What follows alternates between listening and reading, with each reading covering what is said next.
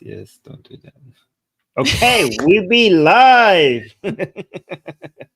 Hi, everyone. We are live here again with Susanna. Please make sure that you like the stream right at the beginning of the stream because your likes will end up making YouTube bringing more viewers to the channel, and then that way we're gonna be able to have a wider reach and basically influence more people. So please, you could do your part with the low cost of $0 and 0 cents. That it takes only 1 second. It takes only 1 second. So please go ahead and like the stream. That will. Susie, what are we doing here today? For people who might not know what the hell this is about, can you explain to people what is the purpose of this this is show? the news show, and we talk about global atheist and secularism related news stories around the world, religion related news stories around the world, and it's really an opportunity for me to chit chat and probably run my mouth with one of my best friends too much. Yeah, guys. Please also let us know in the live chat that you have liked the stream so other people could see. I will highlight your comments. Oh, Dee is here, Space Leah is here, Jean is here, Vlad is here. Hi guys. Okay, so today, Susie, is what religions I see. It's mostly Islam related today, right? And I see what countries we're doing. 2 Saudi Arabia, it seems, 1 Turkey. Yes. Oh my god, what is this one? We're doing 1 Islam in Russia. And then we're doing an Iran-related news. Okay.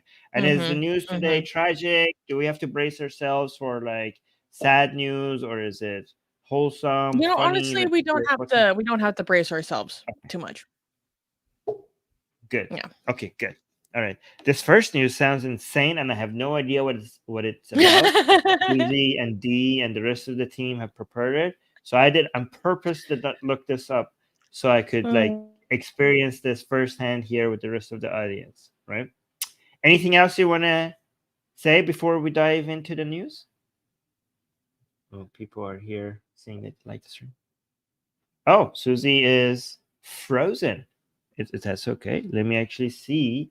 We already got a super chat by Bull McLeod saying, "Remember the like for the Church of the alcohol. Yes, these are the gods that we have to appease." Susie is frozen. Let me put her down before she comes. I'm gonna spend a little bit of time with the live chat before she comes back up again. Kenny saying, "I heard some good news about Tomasz." Yes, his death sentence has been challenged. So there's hope in that, but again, we shouldn't trust that necessarily. We have to, because the Islamic Republic of Iran has a history of removing a death sentence and then boom, all of a sudden they execute the guy. So, oh, there we go. Susie's back. Sorry, I forgot to turn off my VPN. Oh, that's okay. Okay, cool. Zaid is here. Okay. Greetings, citizens of the Republic. Hello, my friend. Hello.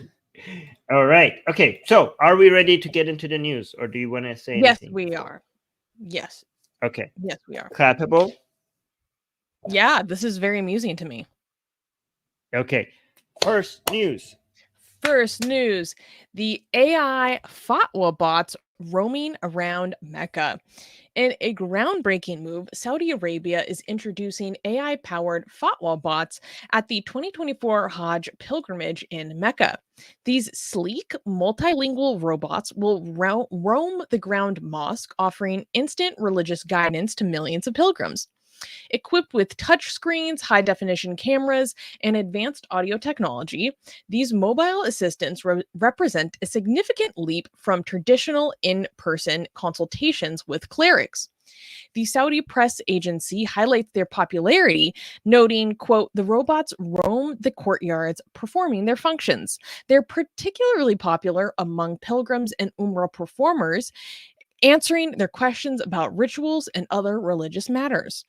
This innovative use of AI technology underscores Saudi Arabia's commitment to enhancing services for the millions of Muslims that attend Hajj, marking a new era in the intersection of faith and artificial intelligence.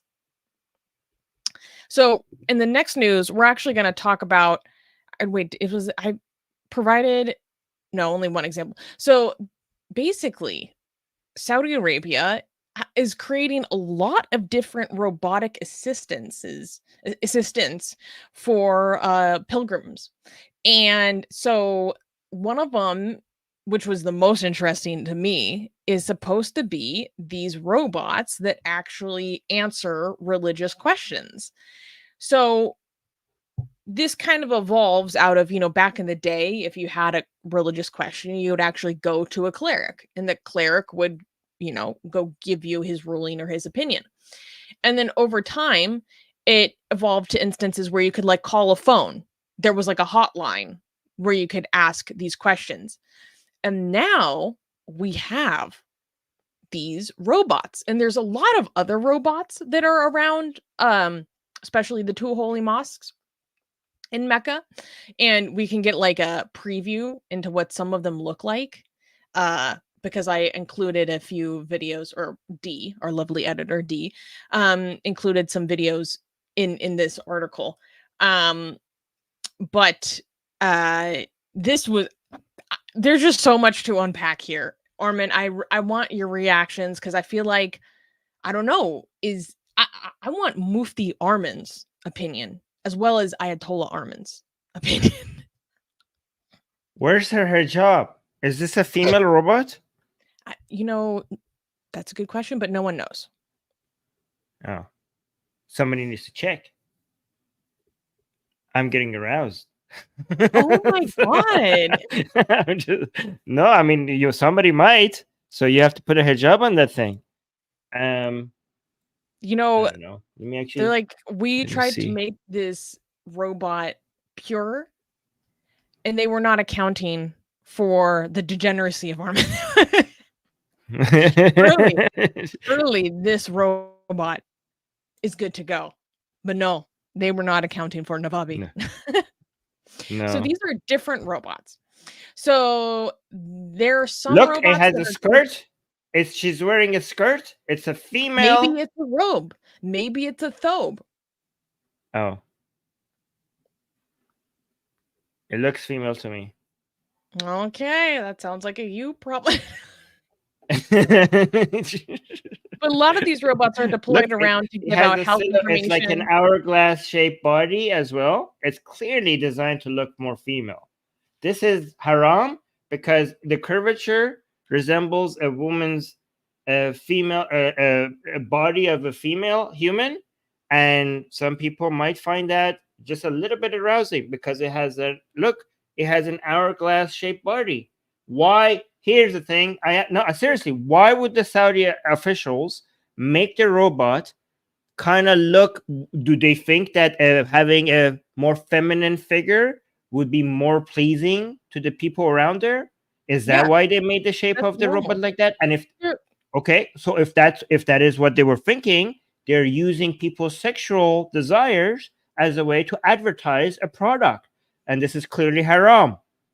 Again, Mufti Armin has spoken. This is clearly haram. They're using female-shaped bodies as a way to promote a product, and this is obviously haram. Okay, well, maybe they would say, okay, it's not supposed to be that kind of pleasing.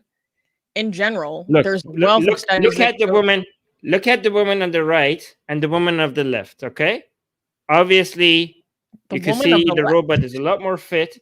No, you can see like which one is more attractive. One of them is like an apple, the other one is like an hourglass. You can see that right around the waist. Notice right around the waist, you can see it's getting a lot narrower. Like, why would you make it a lot? And obviously, she has a big booty. That's why it's getting bigger right below after the waist. Look, it's getting. There's no booty. It goes straight down. Well, I mean, it's bigger. Okay. Well, it's bigger.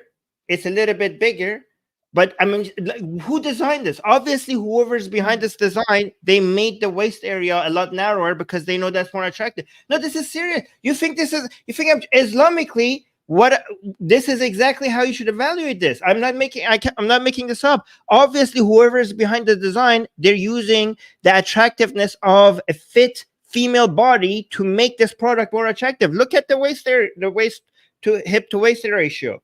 This is clearly haram. Why is nobody complaining about this? Okay.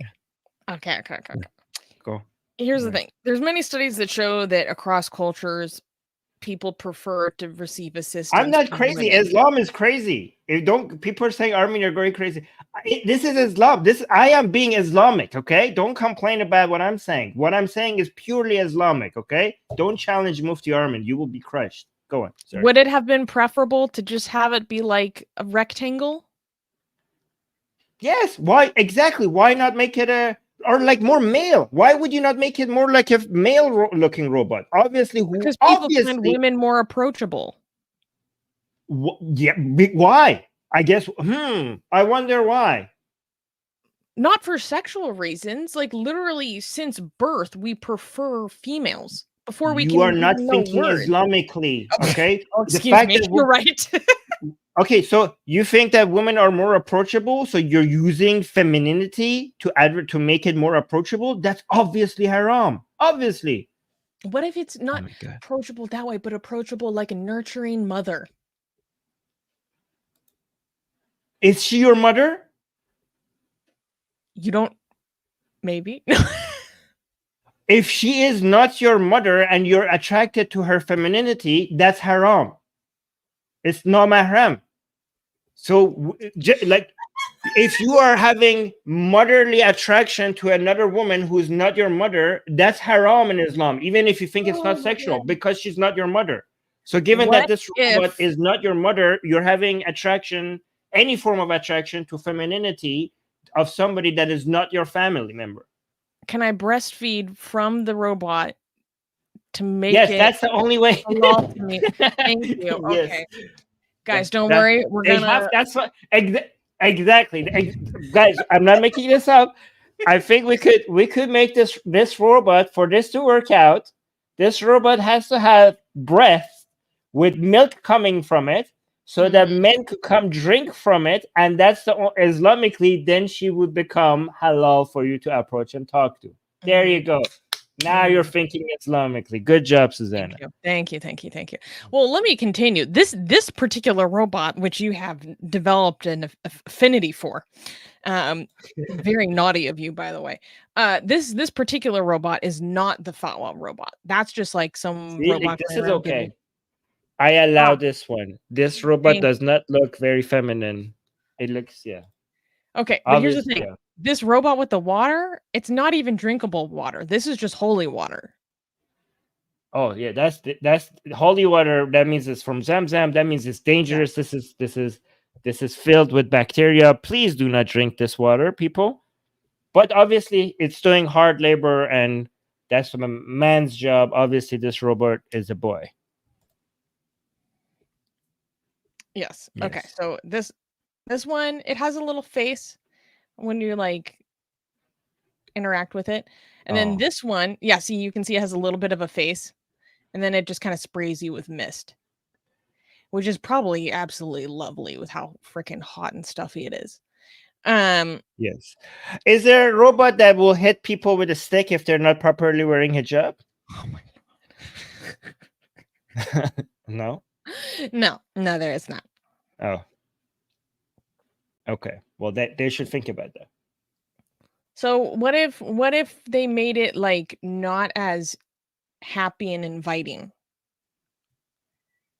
No, the fact that I'm not going to go over this again. The fact that the person who designed this said that, thought to themselves, if I get this robot a silhouette, hourglass, give it a small hip to waist to hip ratio, and that will make it more attractive. That's obviously them thinking using sexuality as a selling point. That's obvious.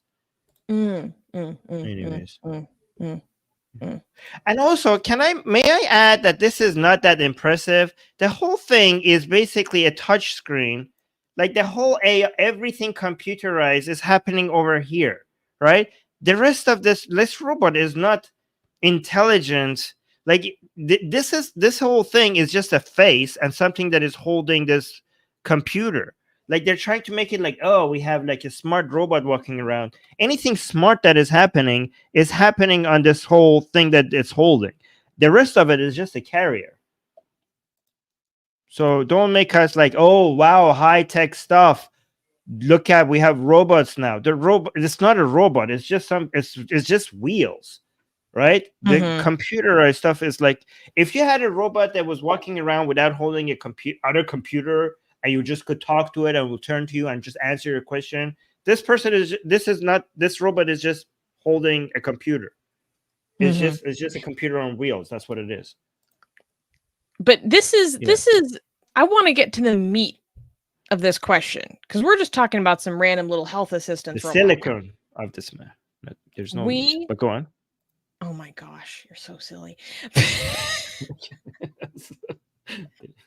Go on. Can you give me a break for 1 minute? It was Okay. let's get back to the meat and potatoes of this issue of the Fatwa AI robot. And Aiden, one of our members, is asking the right questions. And this is how I know you're a real Atheist Republic listener, because you know this is the meat of the question, because you're a nerd and I love it.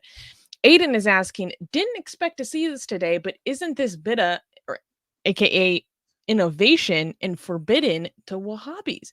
And this is a very interesting point. This issue of Mhm. artificial intelligence creating rulings. Now, I assume that a lot of this question about, and maybe Armin, you should explain why this is not good and bad and forbidden.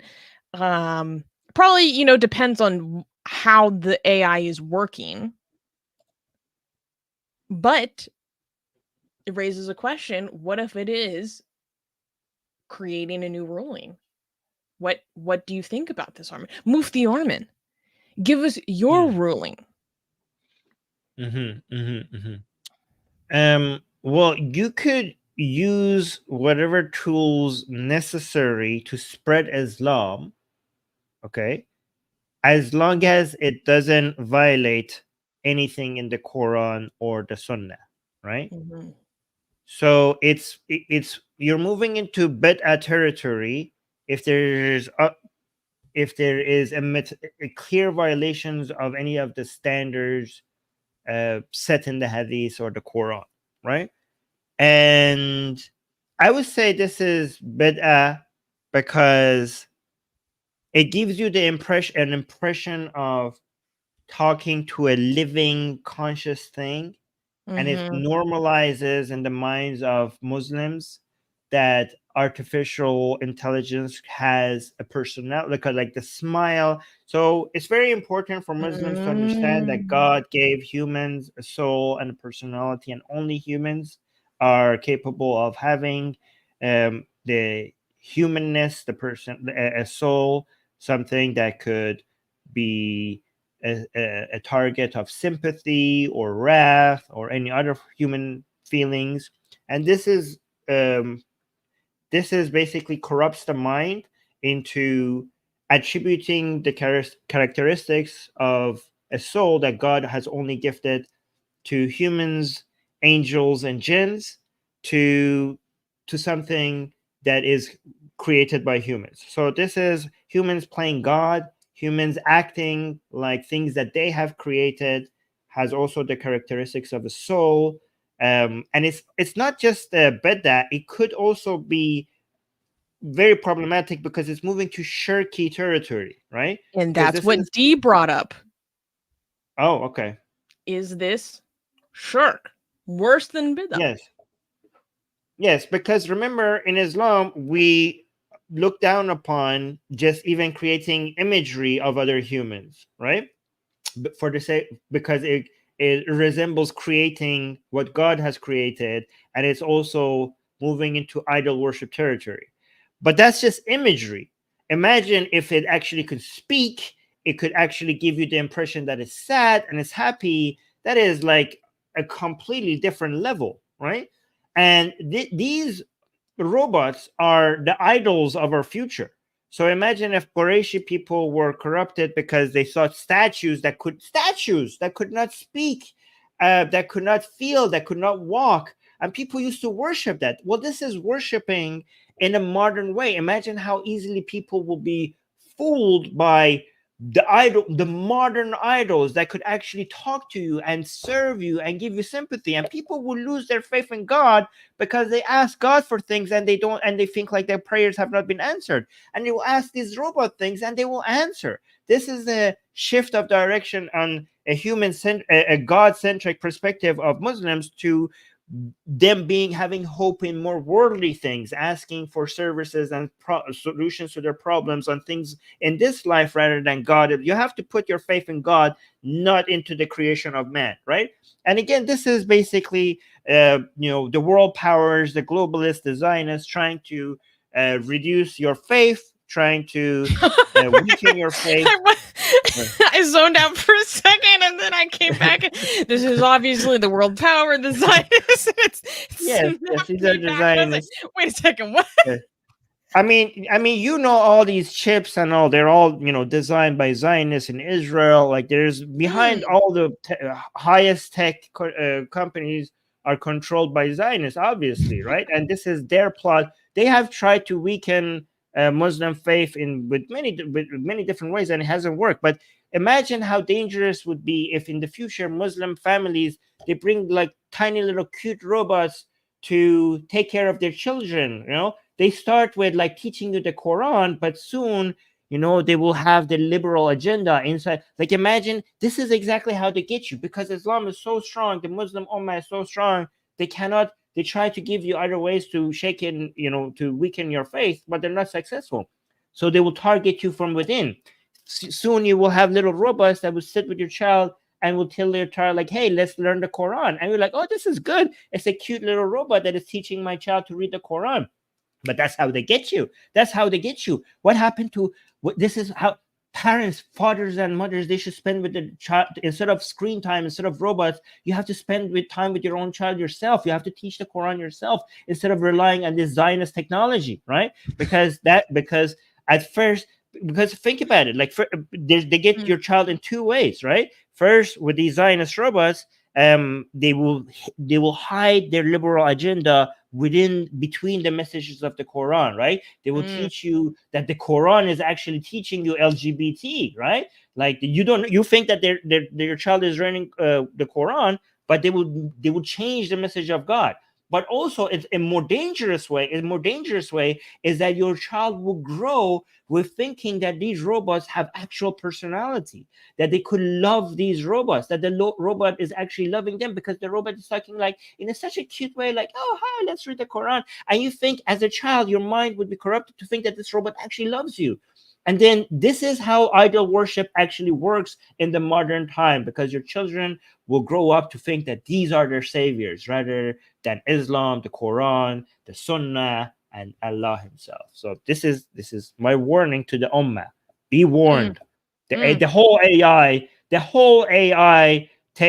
growth is it's an attempt to come at your faith, because the only thing that is standing between these Zionist globalists and their liberal agenda taking over the world, the only thing that is standing in their way is the Ummah community. This is why they're killing you. This is why they're coming for you in Palestine and everywhere else, is because you're the only force that is standing in the way. If they could remove the Islamic faith, they will eventually take over all the world. So you have to be vigilant. You have to know, they're the sneakiest way. They plan, they deceive, but Allah is the greatest of all deceivers.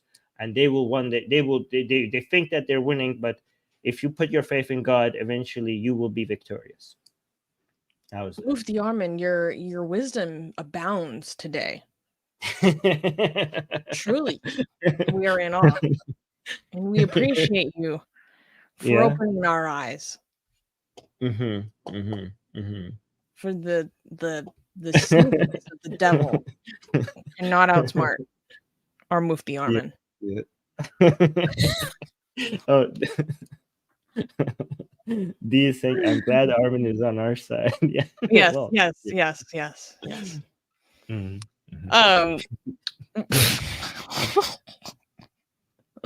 This show just immediately derails, and I love it.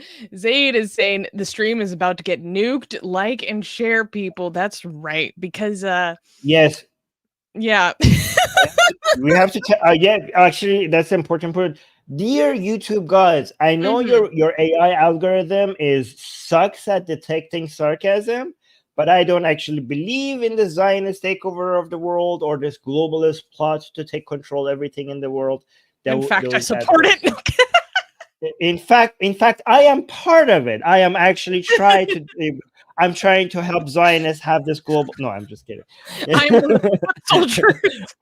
I Proudly so. Yeah. I do believe it, and I'm trying to make it happen. Okay, I am a Zionist puppet in servicing these globalists trying to take over the world. Yes.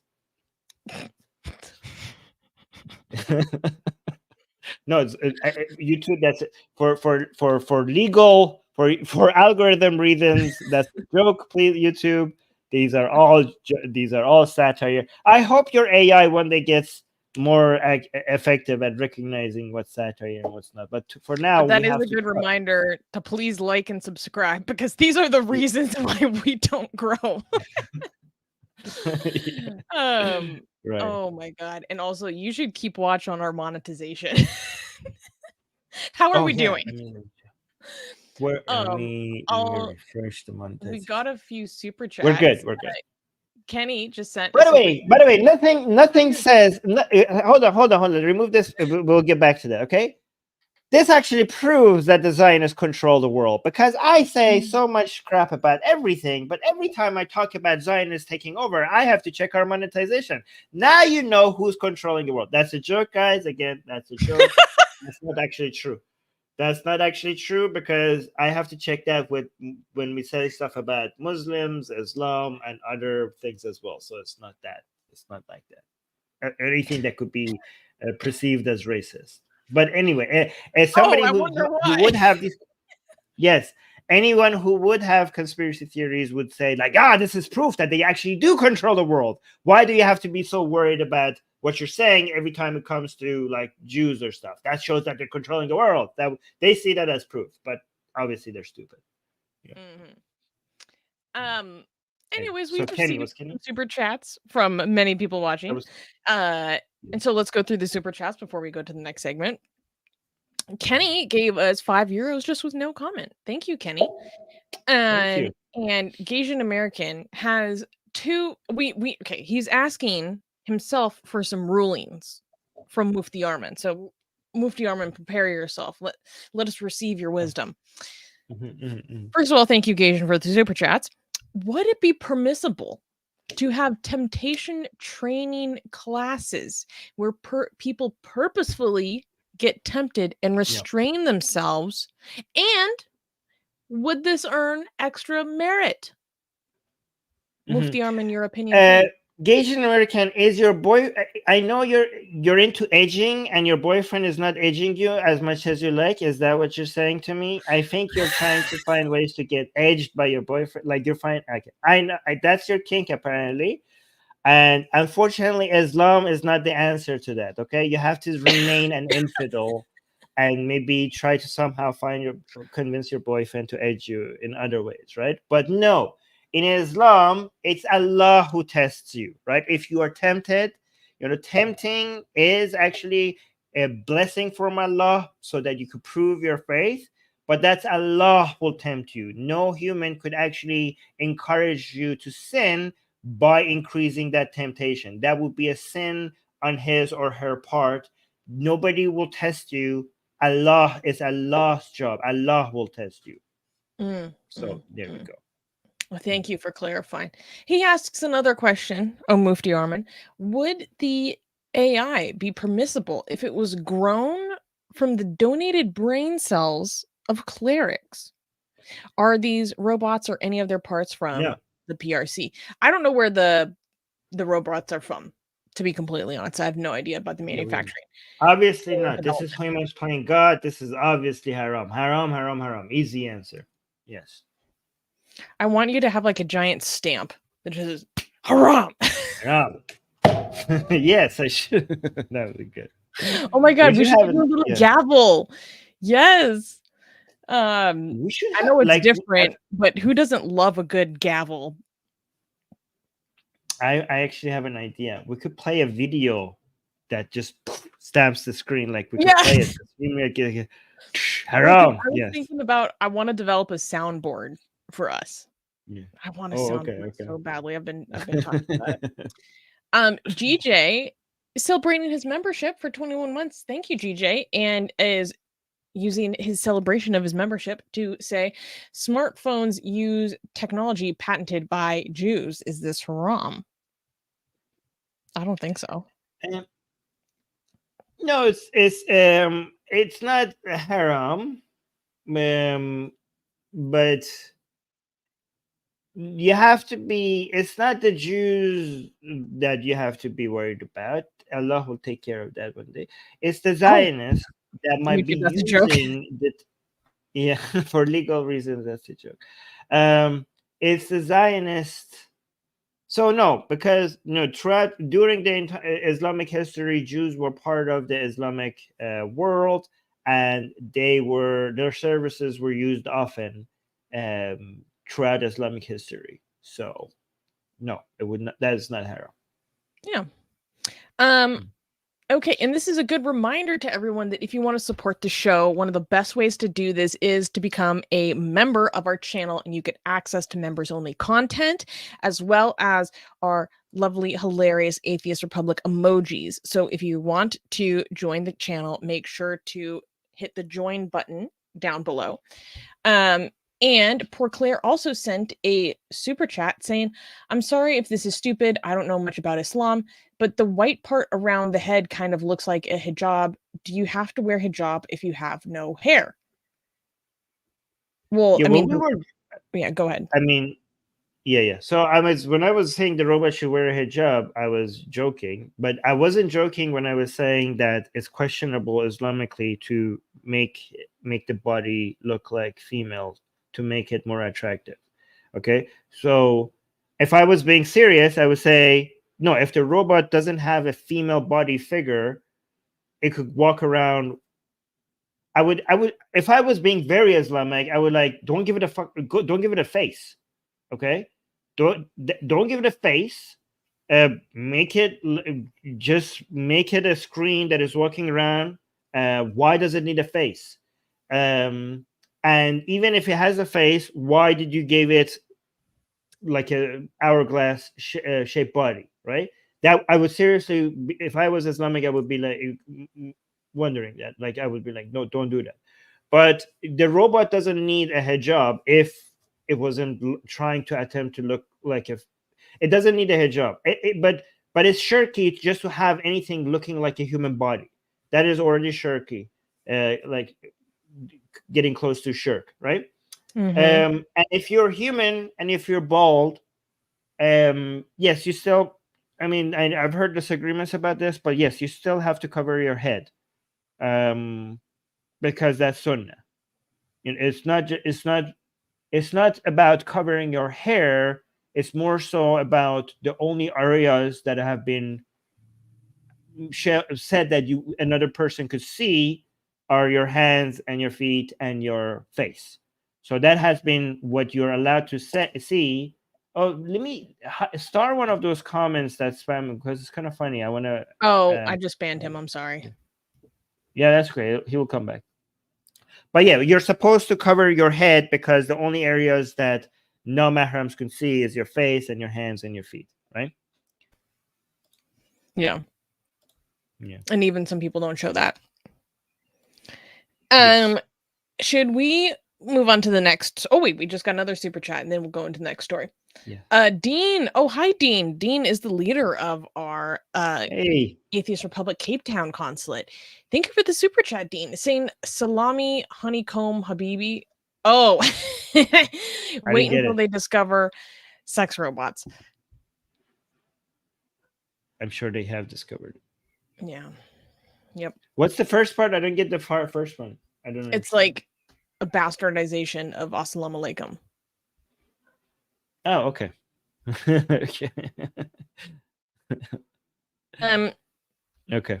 Okay, so this next one, I don't think we should clap for. I mean, but it's Oh I yeah. think this is still an interesting thing to talk about.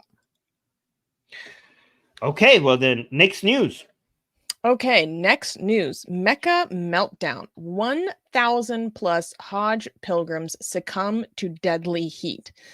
So, when we were first going to write this story, the number was 550. And since then, it's nearly doubled.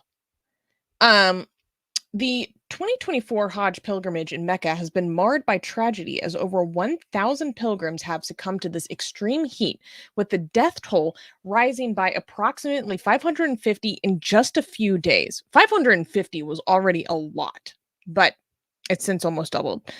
This devastating situation coincides with a scorching heat wave affecting the Northern Hemisphere across 4 continents. The crisis has particularly impacted Egyptian pilgrims, with reports indicating that over 90% of the 658 Egyptian deaths were unregistered pilgrims, which we can get into. Other countries, including Jordan, Malaysia, and Pakistan, have also reported significant losses. The severity of the situation is underscored by Saudi authorities' reports of more than 2,700 cases of heat exhaustion on June 16th alone. Climate experts warn that this may become a recurring issue, with a Saudi study noting that temperatures in pilgrimage areas were rising by 0.4 degrees Celsius per decade. As one Arab diplomat starkly observed, quote, the new death figures, including 58 Egyptians and totaling to around 630, or more than 90% of the reported deaths from this country, are not registered with the Saudi government, highlighting the scale of the tragedy and the challenges faced by both official and unofficial pilgrims. So, this is one of the deadliest pilgrimages that has occurred in about 10 years. There was a high death count around 2015. And I believe that was because in 2015 there was like a stampede and a crowd crush. There was reportedly one person that died in a crowd crush this year, which, by the way, is one of my biggest fears in the entire world. And but this is because of the extreme heat and heat exhaustion. But apparently, what has made this so much worse is a high degree of unofficial pilgrims. So, for people who are not aware, to go on Hajj, the Saudi government has a special kind of visa. And this visa has a quota. They only give out so many. And the thing is, people come through many, many unofficial means to still partake in the Hajj.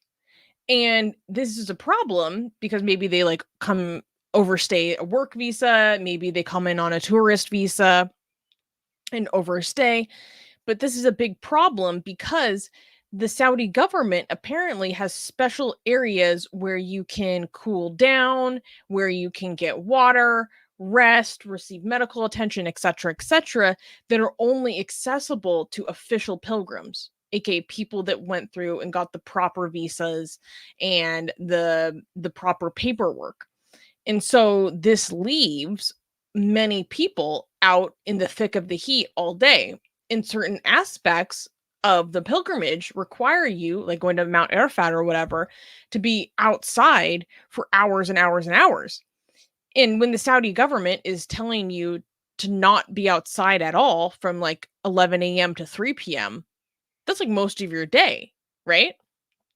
And so this led to this situation where over 1,000 people have died because they weren't getting water or being able to access places where they could take care of themselves. And there's a video that we can show about this, Armin, because apparently, from the videos that I've seen, bodies were just being left on the street.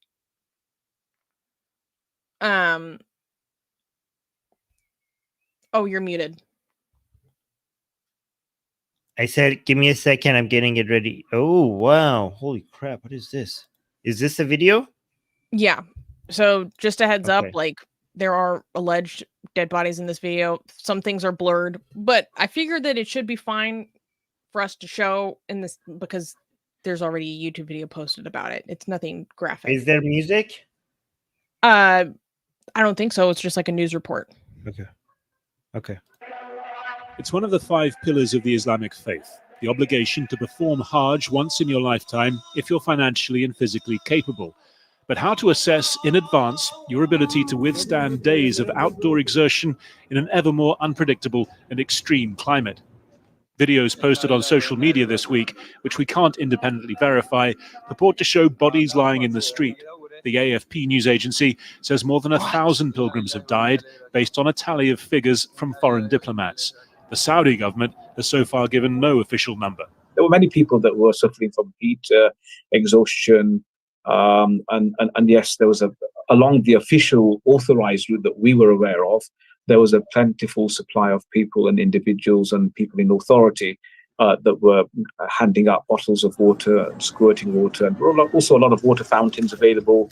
Given the intensity of the heat, I think in the coming years, I suspect that they do need to take some further action.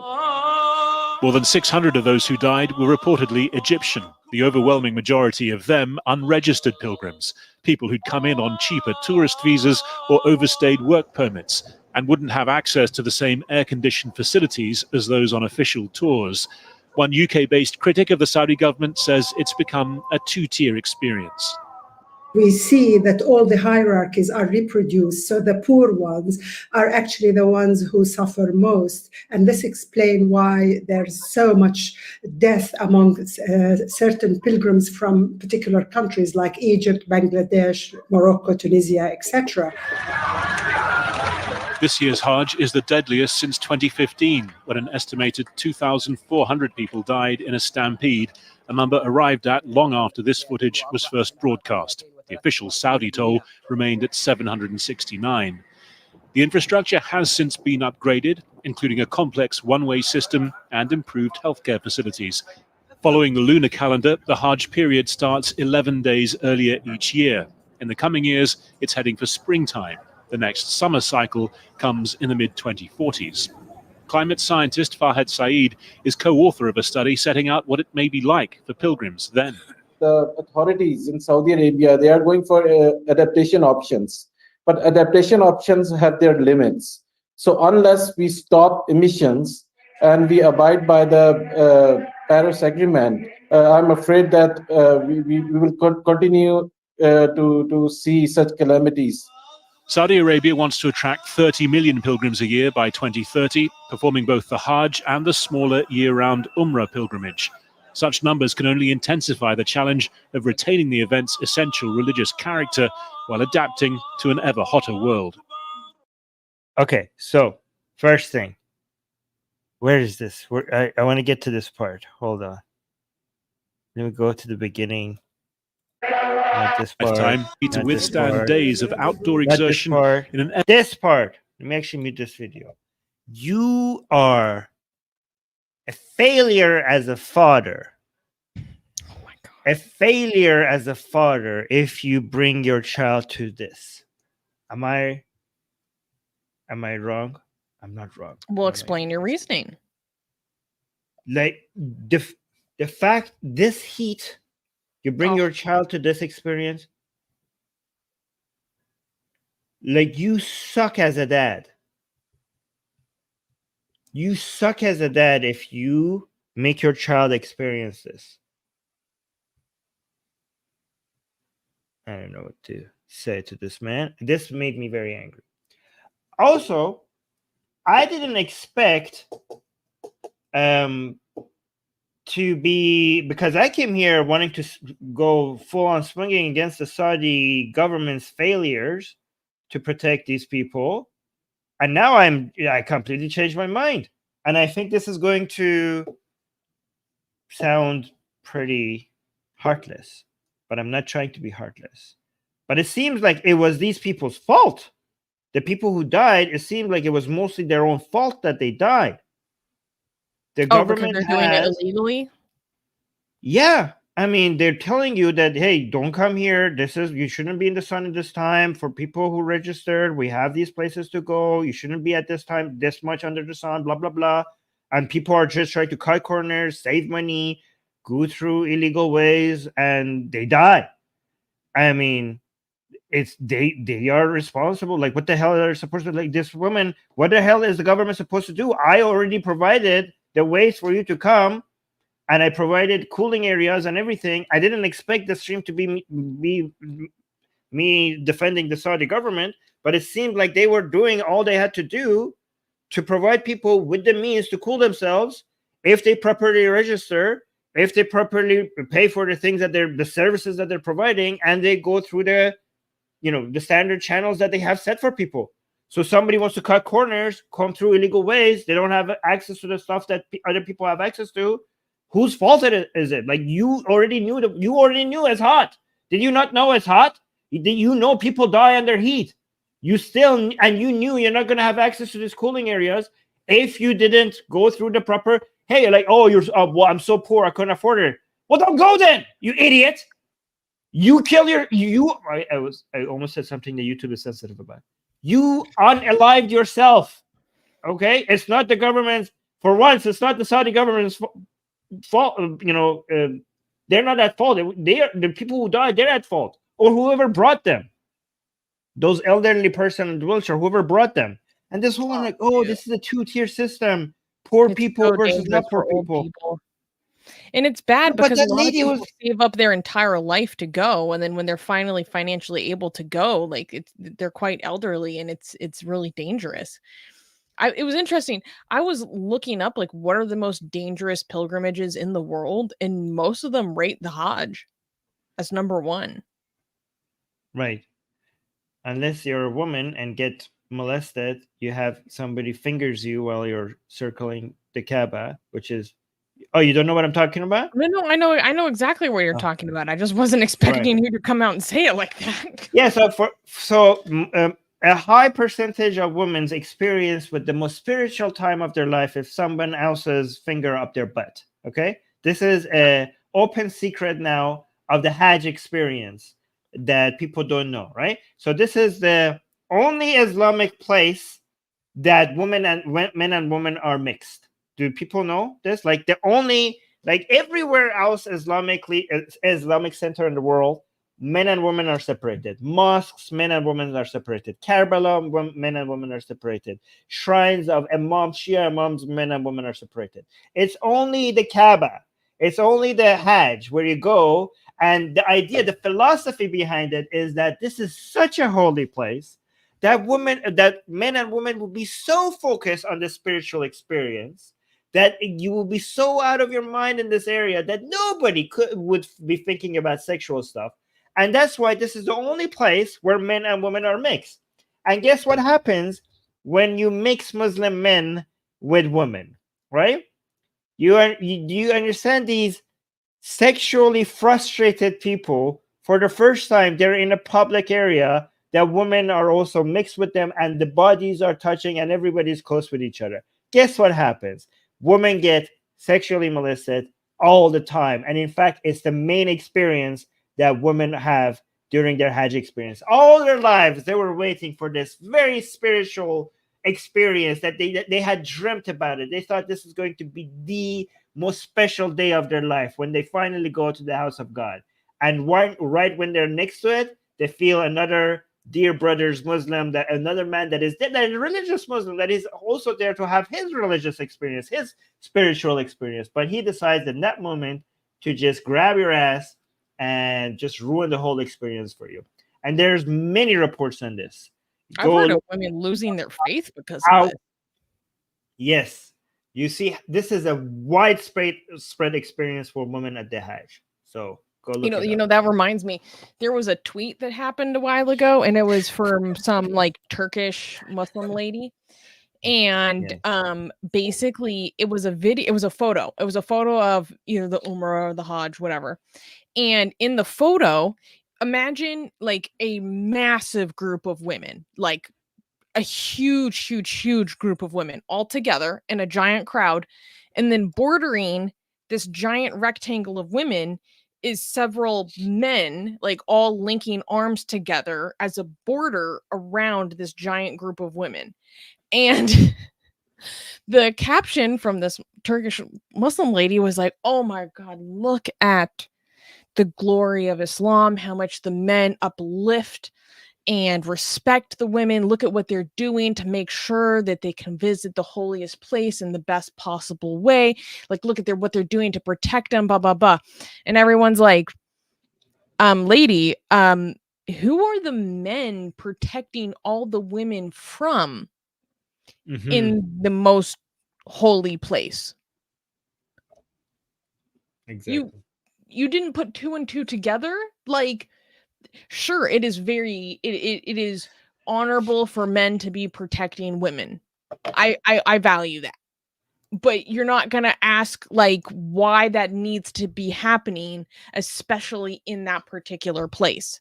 But no, you use this as an example of how upstanding and superior your morality is, not identifying that by law, the only people who can even be in the entire city is supposed to be only Muslims. I don't know if people know this, but if you're driving on the highway towards Mecca, there's literally an exit where non-Muslims have to get off the highway because they're not even supposed to be in the city. Although, fun fact, I have a friend, an Atheist Republic member, who recently went to Mecca. So there are yeah, but you have to pretend you're a Muslim. Mecca. Of course you do. We've had multiple friends in Mecca do Hajj. So it is possible, but you know, in theory, it's supposed to be exclusively Muslims. But there was something else. Wait, let me show. Oh, go ahead. Let me show what you're talking about. No.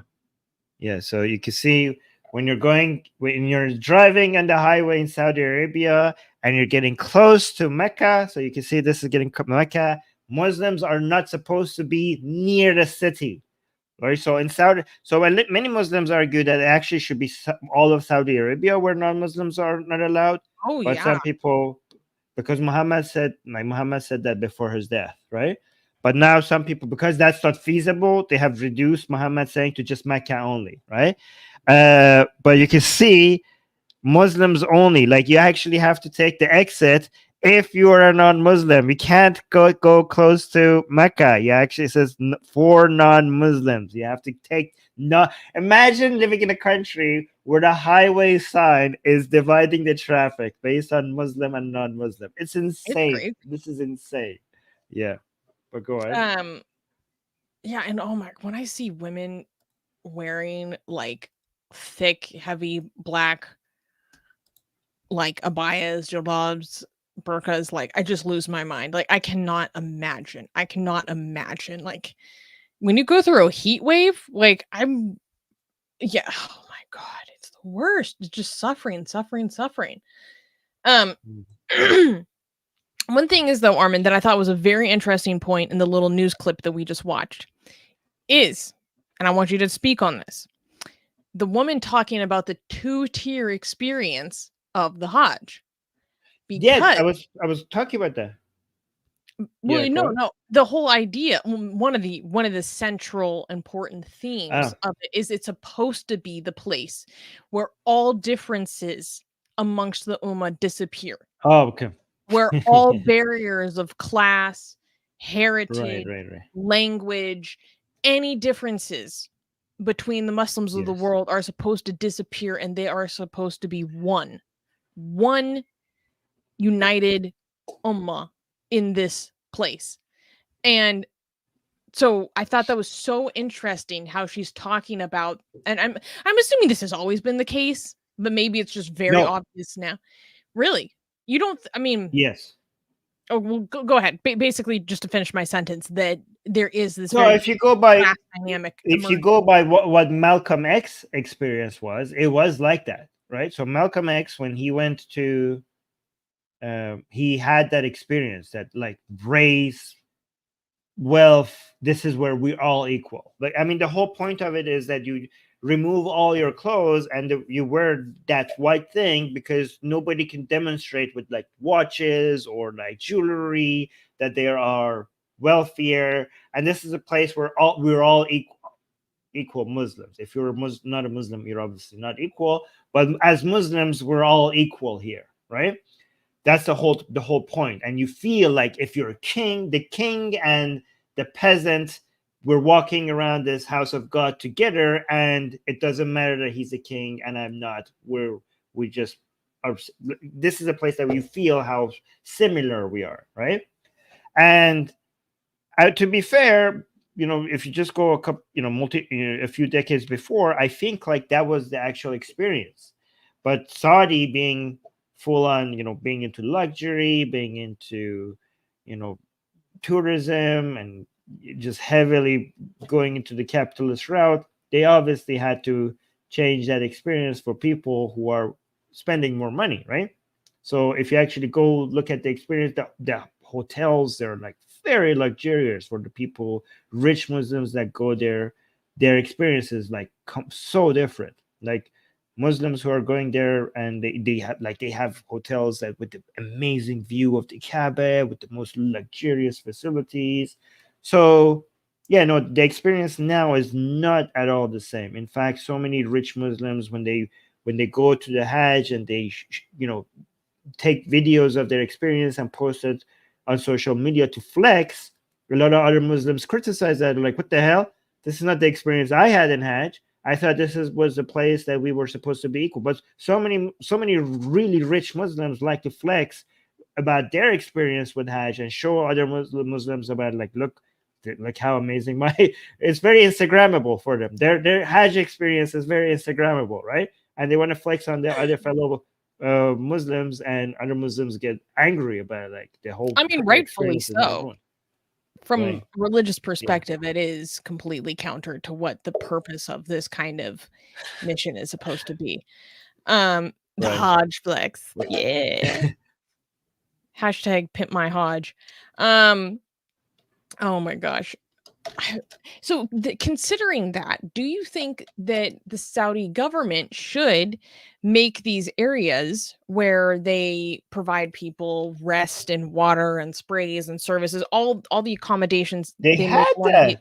No, I'm saying along the official route, which is for the people who are there legally, should they just make that open to everyone?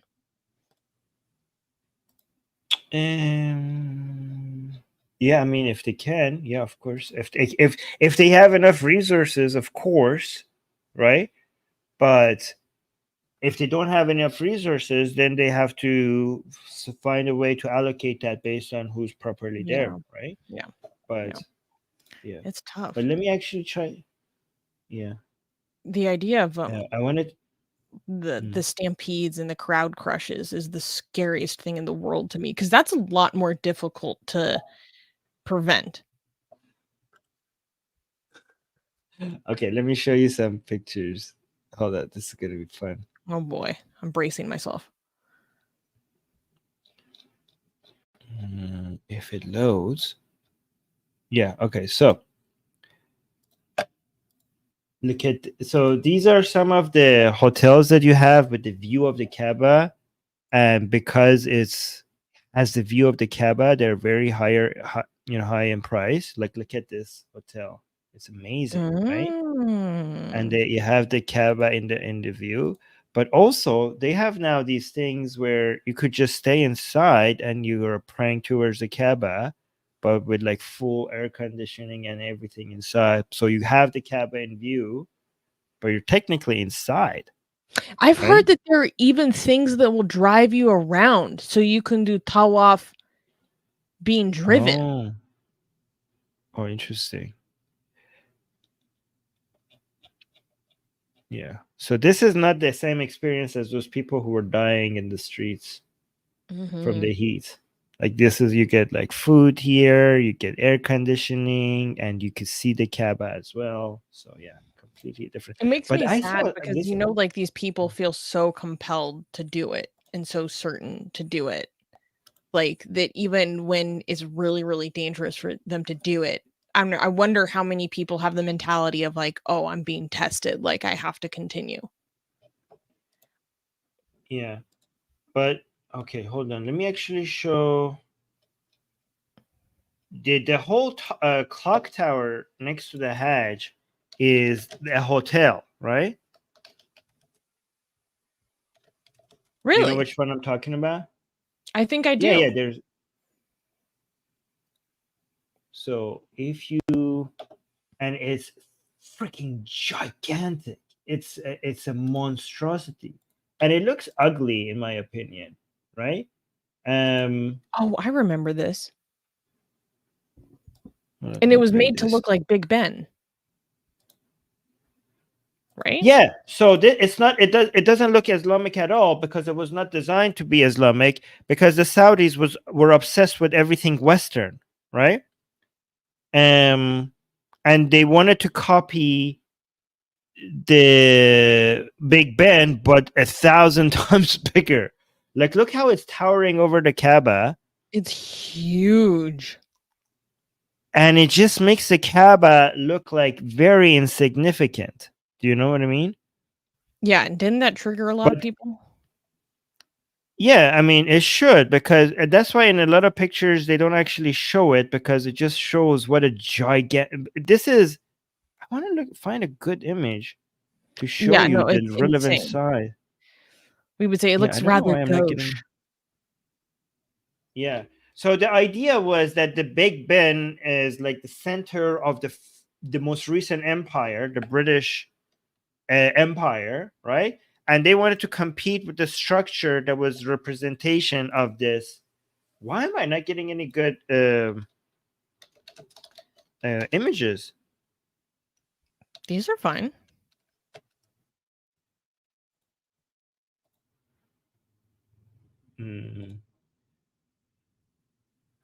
Okay, so let me actually bring this up. This is a better image. Copy image address. This one. Yeah, this one. Okay, so the idea was that the Big Ben was at the center of the world, and Saudi Arabia wanted to be the center of the world, and they built this there to compete with Big Ben, to show like this. But they built something that is not. It doesn't have an Islamic look. It doesn't have an Arabic look. It just has a Western look, because the Saudis they're not original. They just copy other people, right? And they think just bigger means better. So they're like, what if we just made Big Ben in Mecca, but just show that we're superior by just making it so much larger, right?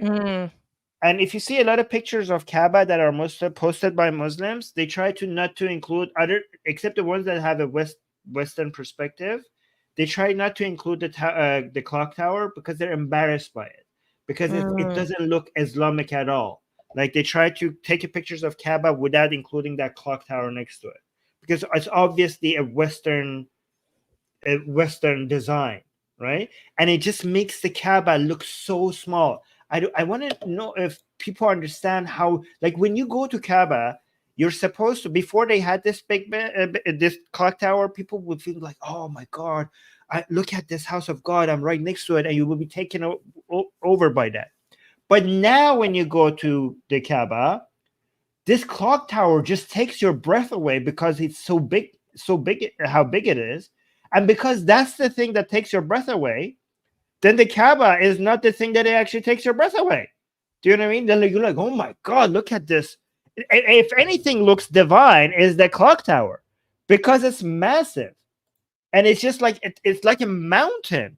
Like, if you're there, you'll notice how gigantic it is. Like, it's just like covering half the sky. If I could, like, look at this image, for example. You should watch videos of it to see how the monstrosity Oh my that it is. God. Right. It has nouveau riche written all over it. We're going down a rabbit hole. Here, let me actually show you the relevant size. Okay, sorry, one more image, so you understand what I'm talking about. Okay, I found what I wanted to show. Okay, look at this. Okay, look at the size of this. Look at the size of this thing, right? So this is the Mecca clock tower, right? And this tiny little thing here, that they modeled it after this, but look how much bigger it is. It's like, let's make a clock tower and let's slap 2 Empire State Buildings like in it as well. Right. You know what this means? You know what this says to me? This says inferiority complex to me. Dude, you're not kidding.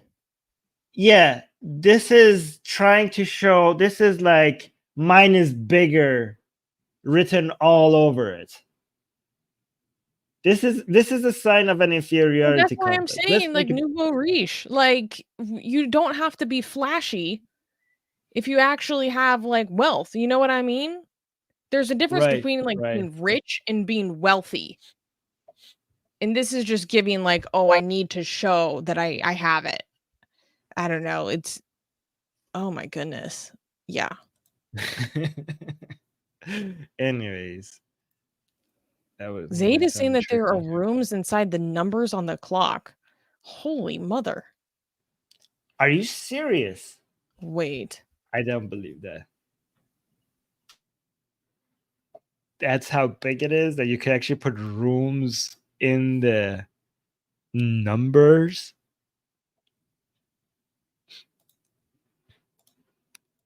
Double check that. Wait. I'm not sure. I'm not getting results. It is freaking massive, though. Man, construction must have been a real headache. Well, not when you have slaves. Oh.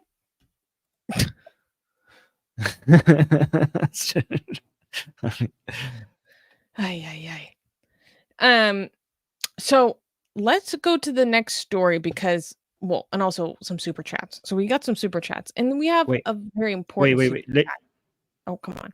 Sorry, one last image, right? Let me look at this. Look at the Kaaba. The baby on the baby, so cute, little tiny little Kaaba there. And look, look at all of this. So out of place. Yeah, look at that. Like, it looks like a dot compared to this giant. What the fuck? Okay, I can go.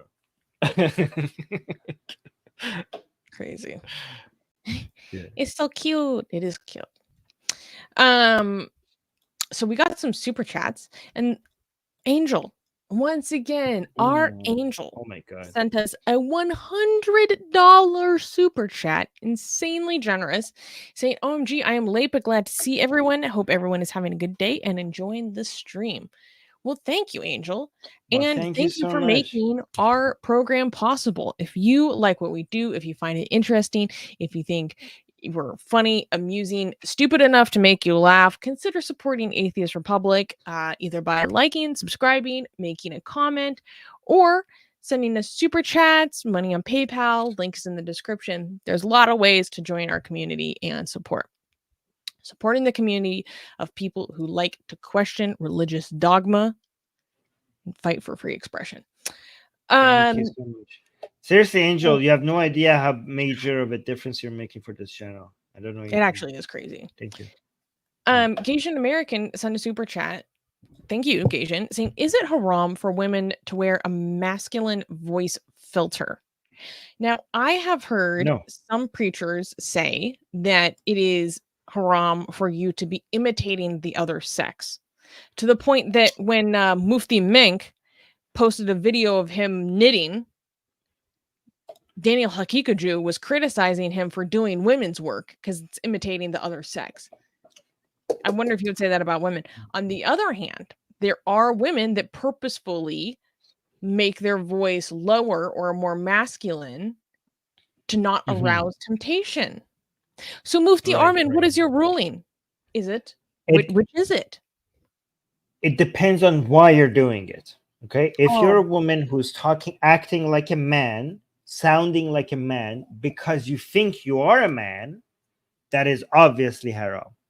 But if you're changing your voice to masculine so that you don't arouse the person you're talking to, that's obviously not only is halal, it's that you actually have sawab. Like God is going to give you some rewards for it, right? So again, if you're a woman and your voice is arousing and you change your voice to sound like a man, if that's because you think that you are a man and you're trying to be a man, haram.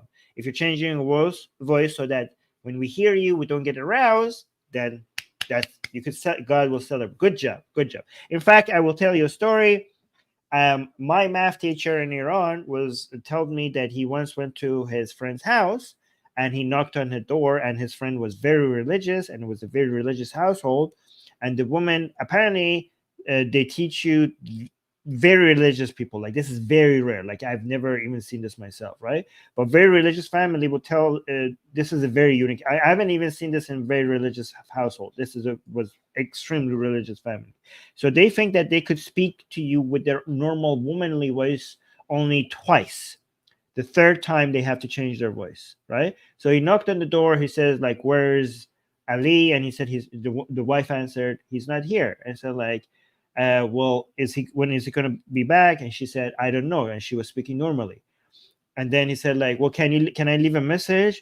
And then she said, like, "Yeah, you can." Like, what the? And he was so scared. Like, what the hell happened? So she had a Batman. She had the Batman voice for the third time. She turned to Batman, right? And he was like, he didn't know what's happening. Yes, he didn't know what the hell happening. Like then she realized that, oh, okay, this was the third time, and she couldn't continue speaking to him in a womanly voice because he might get aroused. So that's why he changed his voice. She changed her voice. Yeah. Oh my goodness. So, the surprise Batman. yes. Yeah, Dina saying, or you could just avoid all these problems and like the Islamists in the UK, just have your wife just be speechless and use a whiteboard. Oh yeah. I should do a stream on that. Oh, you yes, my, yes, you I really should do need it. to. Yes. So yes. psychotic. Guys, subscribe. I'm gonna do a stream on this. It is the extent that people go to like erase the fact that a female is human is crazy. No. Like God Can I forbid you answer? identify that person as an individual. Oh my God. Actually, can I become Islamic for 1 second? Oh yes, Susie? Muhammad, go ahead. Yes, in fact, we are celebrating their humanness and their individuality, okay? Because part of being human, okay, is being sexual, right? We Muslims celebrate the sexuality of the woman and men, okay? You think we're anti-sexual? We're not. In fact, we celebrate it so much that we protect it. This is our protection of the human experience that is sexuality of women and men, right? We understand, we're not denying it, but we understand that it's best expressed within the context that God has provided for mankind, within the framework, within the family, for the husband. So we don't deny the female sexuality. We just want to express it in the most beautiful, divine way that God has told us. That is the way that we are celebrating it even more. In fact, you are the ones who are making it, who are dismissing the value of female sexuality by just showing it and spreading it around. We Muslims, we recognize its worth so much that we protect it instead of just handing it over for free to anyone who wants it. Okay, this is the difference. Here we go. By making everything sexual. Well, you cannot. So this is your mind is corrupted by the woke leftists. Okay, sexuality. Humans are. Yeah, we are sexual. We're always going to be sexual. It's the woke left who denies the sexuality of men and women. the human and their sexuality are inseparable, and wherever they go, they're going to have their sexuality with them. We don't deny we're not unlike these woke leftists. We're not denying biology. We know that it's going to always be there. That's why we're protecting it. Okay, there you go. That's my answer. Oh, well, I've been properly schooled. Yes, mostly Armin. Oh, degenerate occupier of the Jahannam. Amazing username. Give super chat saying, love you both very much. Keep up the good work. Thank you. Thank you for supporting the show. And Shuvo is one of my good friends. Gave super chat. Thank you, Shuvo, saying the freaking body odor, bro. Hajj must be so freaking sweaty. Ew, brother. Ew. Because okay, here's the thing. I have had friends who have complained about being on the bus with hijabis because very religious women will not use any deodorant because perfume is haram for women because it is tempting, right? So they're like, God forbid you're stuck on a hot bus with a bunch of hijabis. It's not going to be smelling too good. This is what I've been told. Is it also forbidden for men? Wait, what is specifically? Just perfume. Because some people interpret just deodorant in general to be, perfuming yourself. So they avoid all deodorant as well. And I know it's not okay for women, but is it okay for men? Do you know? Well, given that Muhammad did use certain things to remove his body odor and smell more, I'm just going to go. This is something that you don't need to have an opinion on because it's set within the Sunnah, right? Because so Muhammad himself was very concerned about his odor coming from his mouth, and he did things to remedy it. So we don't have to wonder about this. We could just follow the Sunnah of Muhammad. Okay, how considerate. Mm-hmm. I guess he always had some breath mints. And Adam gave a super sticker. Thank you, Adam. And Bernard is saying Armin knows his stuff. That's right. Mufti Armin is he's a force. Asian American gives super chat saying they should build a series of these hotels in a radiating circle that spells out Allah's 99 names when viewed from above, with a lottery seats and advertising as Allah wills.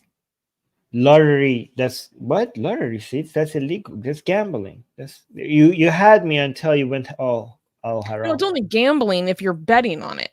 If you're just using it to randomize. Randomize for what? Who gets these seats? Who gets to be in the hotels of Allah's 99 names? No, that's gambling. That's gambling. That's haram. No lottery. No lottery. Okay. Nothing left. Can I get a decision? Haram. Thank you. Haram. Thank you. Thank you. Let's go to the next story.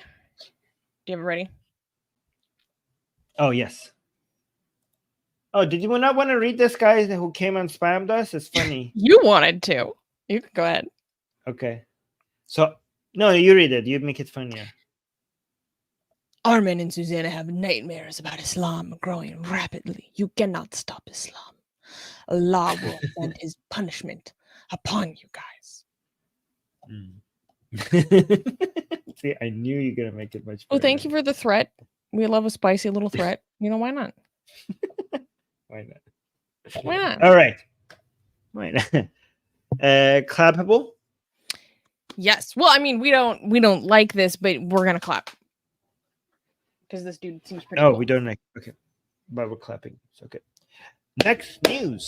Next news. Turkish YouTuber faces arrest for insulting Islam and the Prophet Muhammad.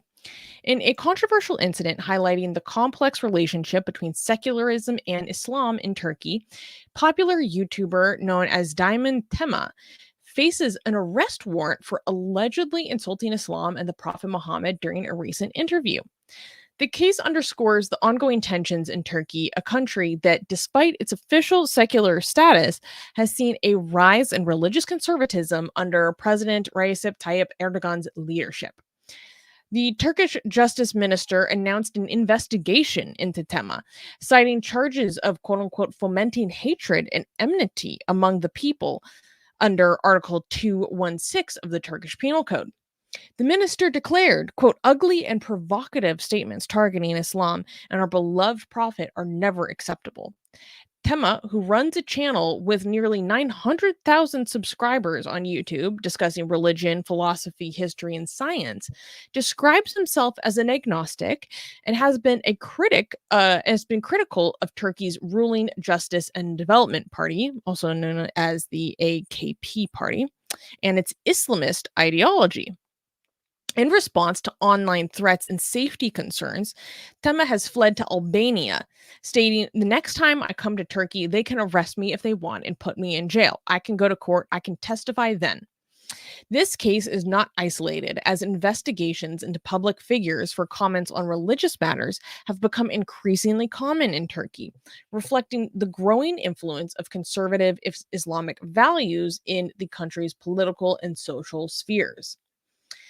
So this guy is pretty cool. I hadn't heard of him before, but I had people messaging me and DMing me on Instagram about his case, and they're like, you need to talk about him because he is almost like a Turkish Sharif Gaber.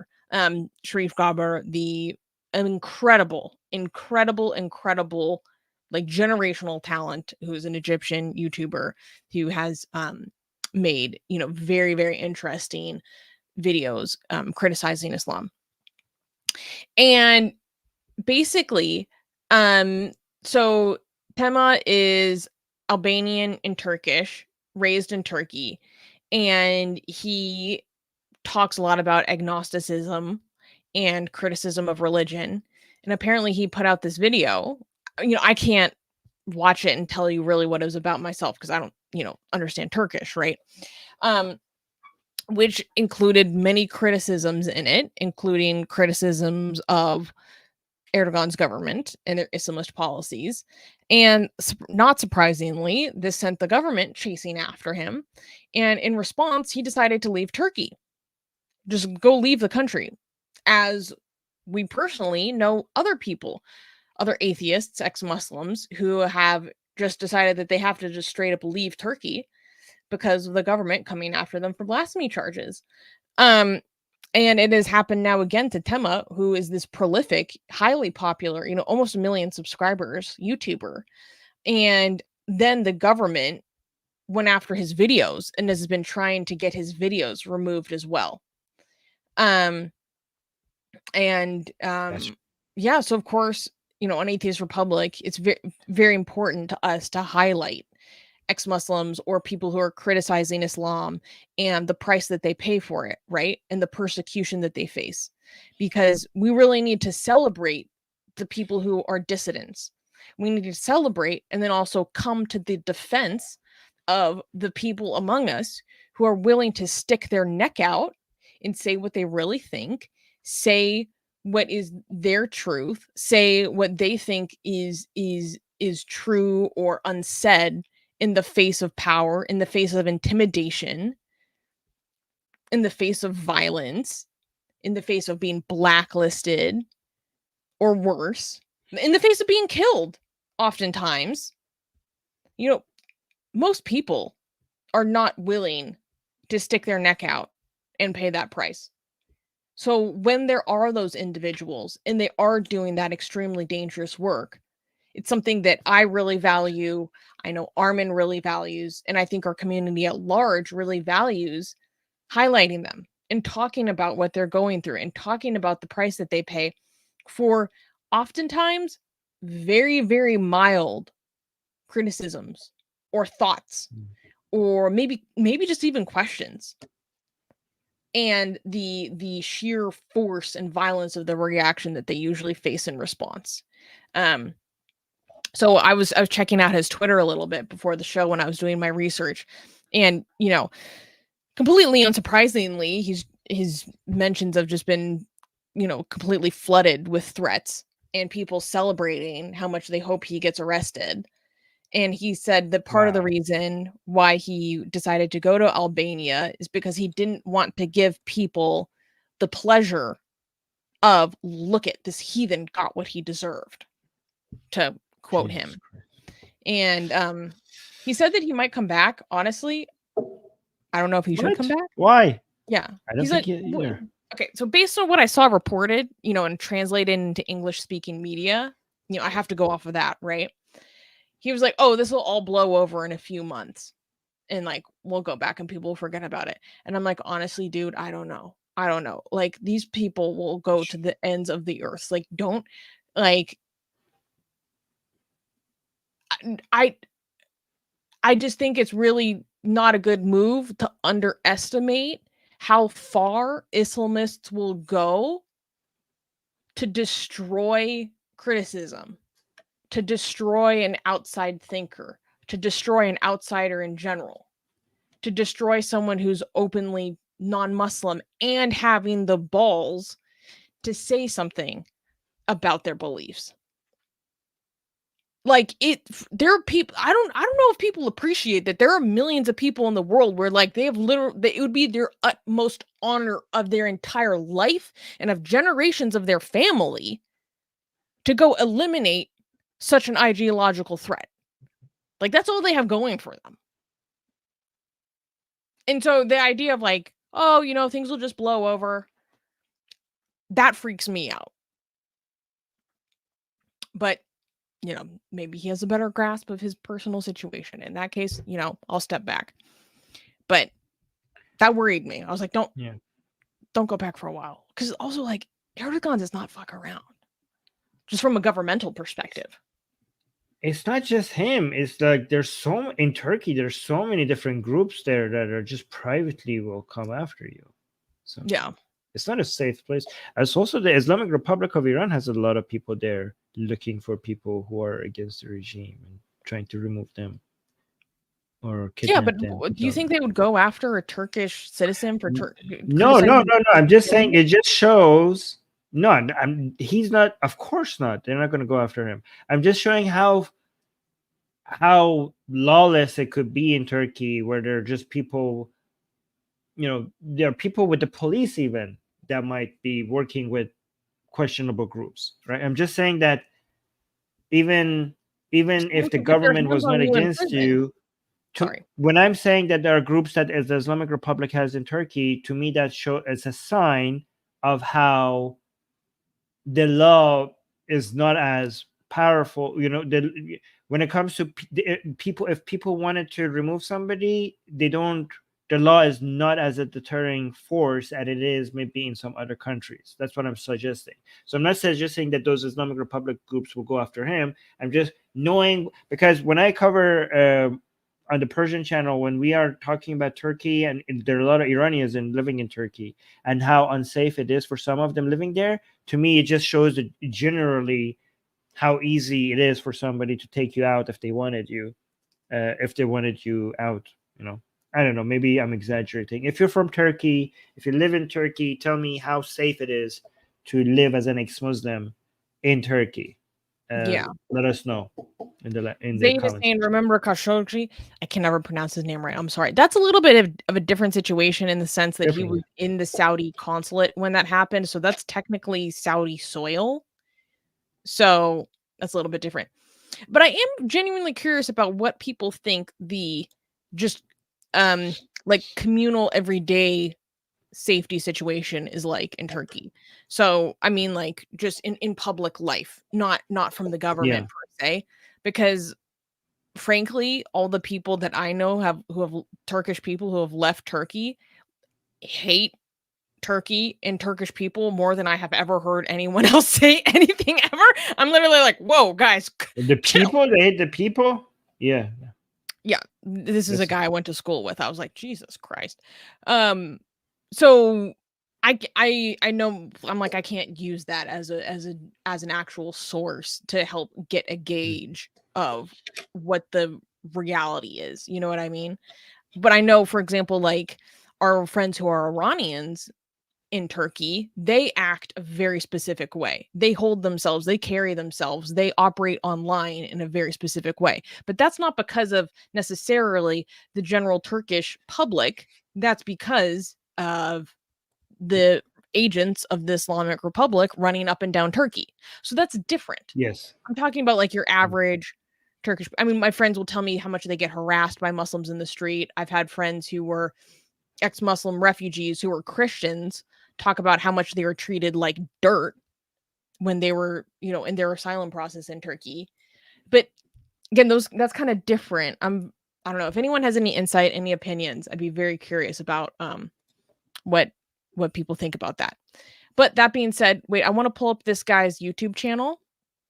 So people can go support him. 1 second. So people in the live chat were saying there's no English subtitles, unfortunately, for his videos. But maybe like they're Turkey, or I don't know, people can just go show their support in general. Like if you heard the story, like go, who cares? Go comment in English, you know, go tell him that you notice what he's going through around the world and that we support him. So share your screen. Here it is. His name is Diamond Tema, Tema.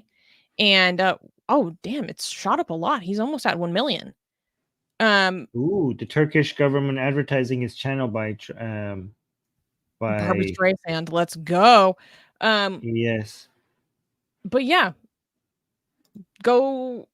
I might go leave a comment right now, just saying, you know, like I heard what's happening to you. It's not fair, and we support you in your criticism. Because you know, when people are going through like being publicly hunted or persecuted and threatened at such a large scale, and Armin and I have gone through this multiple times, and there's someone else across the world, you know, who like just leaves a comment and maybe even have to translate the comment to a different language, and then it's something so kind and being like, I heard about what's happening to you. It's not fair. You shouldn't have to go through this, but I'm proud of you for sticking up for yourself, blah, blah, blah. Like that makes a big difference. So just putting it out there. So the Wolf is saying he had 850,000 before this. So the Turkish government, by trying to arrest him, they got him 250,000 new subscribers. Great job, you played yourself. Congratulations, you played yourself. 30%. It's insane. Okay, so wait, did we get any super chats? Oh my gosh, yes. Kenny just gifted people 5 Atheist Republic memberships. Thank you, Kenny. If you just became a Atheist Republic member because of Kenny's generosity, please comment in the live chat with the new emojis that have been unlocked to you.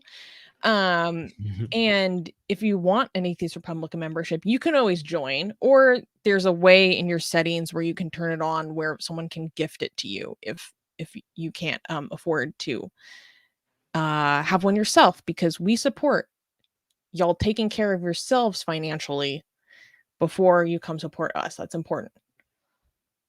I hope everyone is working on their debt-free journey. Okay, so let's move on to the next story. And we can clap because the only people that died was ISIS filth. So ooh, okay, great. Next news. ISIS hostage drama. Russian forces kill 6 terrorists. In a dramatic turn of events in Rostov-on-Don, Russia, 6 inmates suspected of Islamic State affiliation staged a daring prison break, taking 2 officers hostage at Detention Center 1.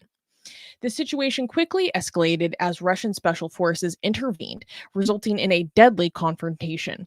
The prisoners were from Ingushiana. I don't know how to say it right. I'm sorry. A Muslim-majority Russian republic in the Caucasus region.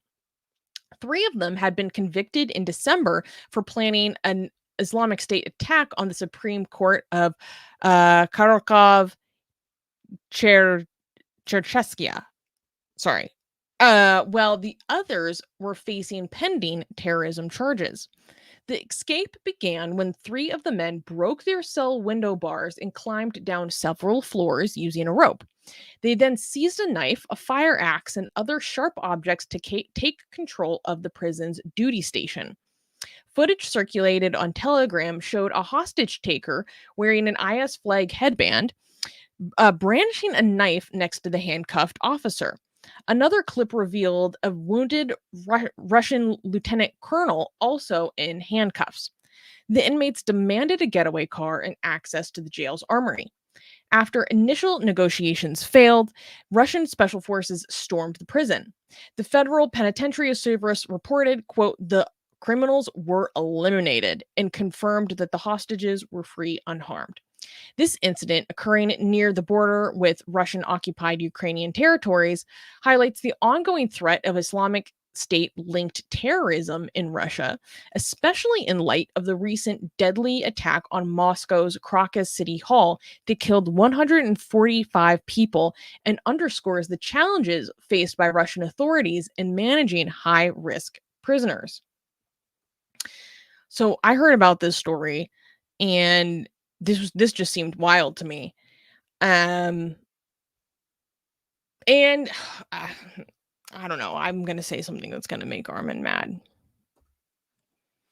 No, tell me. Okay. This was my reaction to the terrorist attack on the Crocus City Hall concert that happened, where I'm like,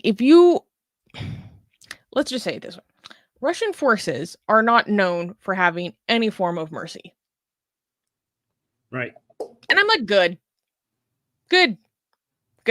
I don't care. I know what Armin is going to say. Armin is going to say. This is my emotional reaction. Our morals are higher. No, like, what do you mean? Whatever. What kind of mercy? Like, obviously, they should neutralize the threat. Obviously, Like, neutralize the threat. Okay, but with the terrorists that are accused of carrying out the Crocus concert terrorist attack, I mean, they literally sliced off one dude's ear and fed it to him and posted the video online. Like, right. So you're talking about if you want to be ISIS and behave barbarically, get treated barbarically. Does anyone have any delusions about what happens when you cross the Russians? They're merciless. Like, Fafo. Like, I don't care. Like, right. I mean, it's one. I don't blame anybody for having a personal satisfaction for seeing evil people get what they think they deserve, right? We're human. When we get angry for people doing horrible things to other human beings, if they suffer, sometimes we can't help it but to feel satisfied knowing that they got what they deserved. I don't think like that is a human experience, that if you're experiencing that, I'm not going to guilt anybody for experiencing that, right? But when it comes to the systems and methodology that works, we have determined that these things like in liberal countries, we have higher standards, and these higher standards work. If somebody is a threat, you neutralize the threat, but when you have somebody arrested, you do not do cruel and unusual punishments. And this is the standard of liberal countries, and liberal countries have shown that their methodology and their systems are more effective by being better countries, right? I mean, look at Russia when it comes to power, when it comes to wealth, when it comes to standard of living, compared to United States, Canada, and Western European countries, and Japan and South Korea. Obviously, the systems that we have in place in these liberal countries are superior, right? And again, these are not a contradiction. You could take personal pleasure in seeing that evil people are getting what they deserve, but when it comes to the systems that we put in place to run a country, we do not use our personal emotions to decide what works best. We use data and evidence, and data and evidence show that these standards just don't work. We do not torture. We should not be using cruel and unusual punishment, and there should be systems of laws and rights in place where we again, I don't want to sound weak and pathetic and sympathetic to terrorists, but these things might sound weak, might make you sound pathetic, but there's one thing to act alpha, to pretend that you're strong by doing certain things, but those are just pretending it. But there are methodologies that actually make you strong, right? There's one country like Russia could come and like, oh, look at us, we're like, yeah, we're so tough, we're so manly, we're so strong, we crush our enemies. And there are other countries that are actually effectively build their countries based on foundations that are make them strong. They don't have to act tough because they are actually stronger, right? So Russia might look stronger, but compare Russia to other countries. Russia is not even as strong as Spain, let alone the rest of the Western European countries and North American countries, right? So yeah, to me, it's the difference between acting tough and actually being tough. You know, that's a good point. I just like, oh my God. You know what? Here's a funny thing. And fuck it, I'm going to call it funny. I don't care. So in the video that they posted of them holding the guards hostage, you know, they're threatening and talking all big, whatever, you know, we're so big and tough, blah, blah, blah, blah, ISIS, blah, blah, blah. Okay. Pardon here, I will read some of the things that they reported that they said in the video, according to the translations that I have read. Quote, we have set conditions by the grace of Allah so that they will give us a car. So the idea is that they're holding these guards hostage, and that they're holding them hostage until they are delivered a car, and they're also like given guns, and then we'll like let everyone go, essentially, if you let us break free from the jail, right? We okay, let me continue with some of the other statements. We ask Allah that we will not be captured alive by them. In another video, the kidnapper said, this group was prepared by Allah Almighty himself and by his signs. It was not done all spontaneously. It was not done all for nothing. We gave these infidels conditions that they will give us a car and we leave. We will see what happens next. We ask Allah that we may not be captured alive by them so that Allah will accept us. Well, the Russian forces gave them their gift. They gave them their present. So it's not all bad. May I add something? Having terrorists that do a brutal thing to your citizens and then you catching them after they do the act and then you torturing them is pretending to be strong, right? Canada, which is like, this weak, you know, LGBT friendly, liberal, woke country that you want to make fun of, you know what is actually strong? Canada catching the terrorists before they do the attack. Because Canada has a record, you know, I'm not even going to go to the US, which is obviously so much more superior in strength. But this Canada who's like, oh, Russia strong, Canada weak and pathetic, right? Do you know how many of these attacks were neutralized in Canada before they happened? That is strength. This is actually, you torturing these terrorists is actually an inferiority complex. You didn't stop the attack. You didn't protect your citizens. Your citizens are dead. Now you're making up for it by showing strength by torturing these people. Strength is Canada stopping the attack before it happens and protecting its citizens. Because before that advanced attack that happened at the concert hall, they had received advanced warning from U.S. intelligence services. The U.S. intelligence I was going to get to that. Despite everything that's going on politically, is like, hey, we think that ISIS is going to like do something and kill a lot of people in your country. And I know we're like having a lot of geopolitical tension, to say the least, but you know, we thought we should warn you guys. And they're like, no, yes, it's all, I was going to get to that because a lot of people in the chat were also pointing that out, but I wanted to humiliate the Russian government by not comparing them to America. I wanted to compare them to Canada first, because it's obvious that you're nothing compared to the United States. But that's easy. That's overkill. Comparing Russia to United States is overkill. I wanted to compare them to a much weaker country compared to the US and show them how inferior they are, not to United States, but to Canada. How are you going to show your own country like that?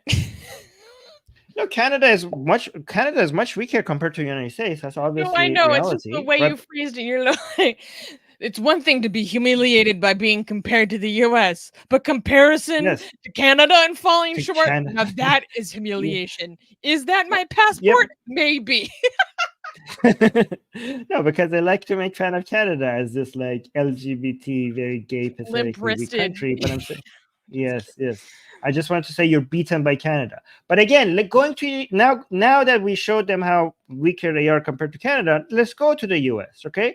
Because the United States not only is so much more superior to you in strength and intelligence, that it has gone beyond defending its own citizens from threats from terrorists, right?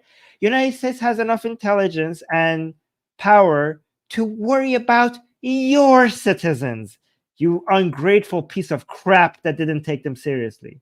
And this is now, and again, these are the enemies of United States. Look at the superiority of United States, okay? So while we're wondering if human rights and caring for human lives is actually make you strong, or is this human right not stuff just weak country talk, United States has gone to the point where they have the policy that if they know that there's a terrorist attack happening in a country, they have to warn the officials, even if it's an enemy country.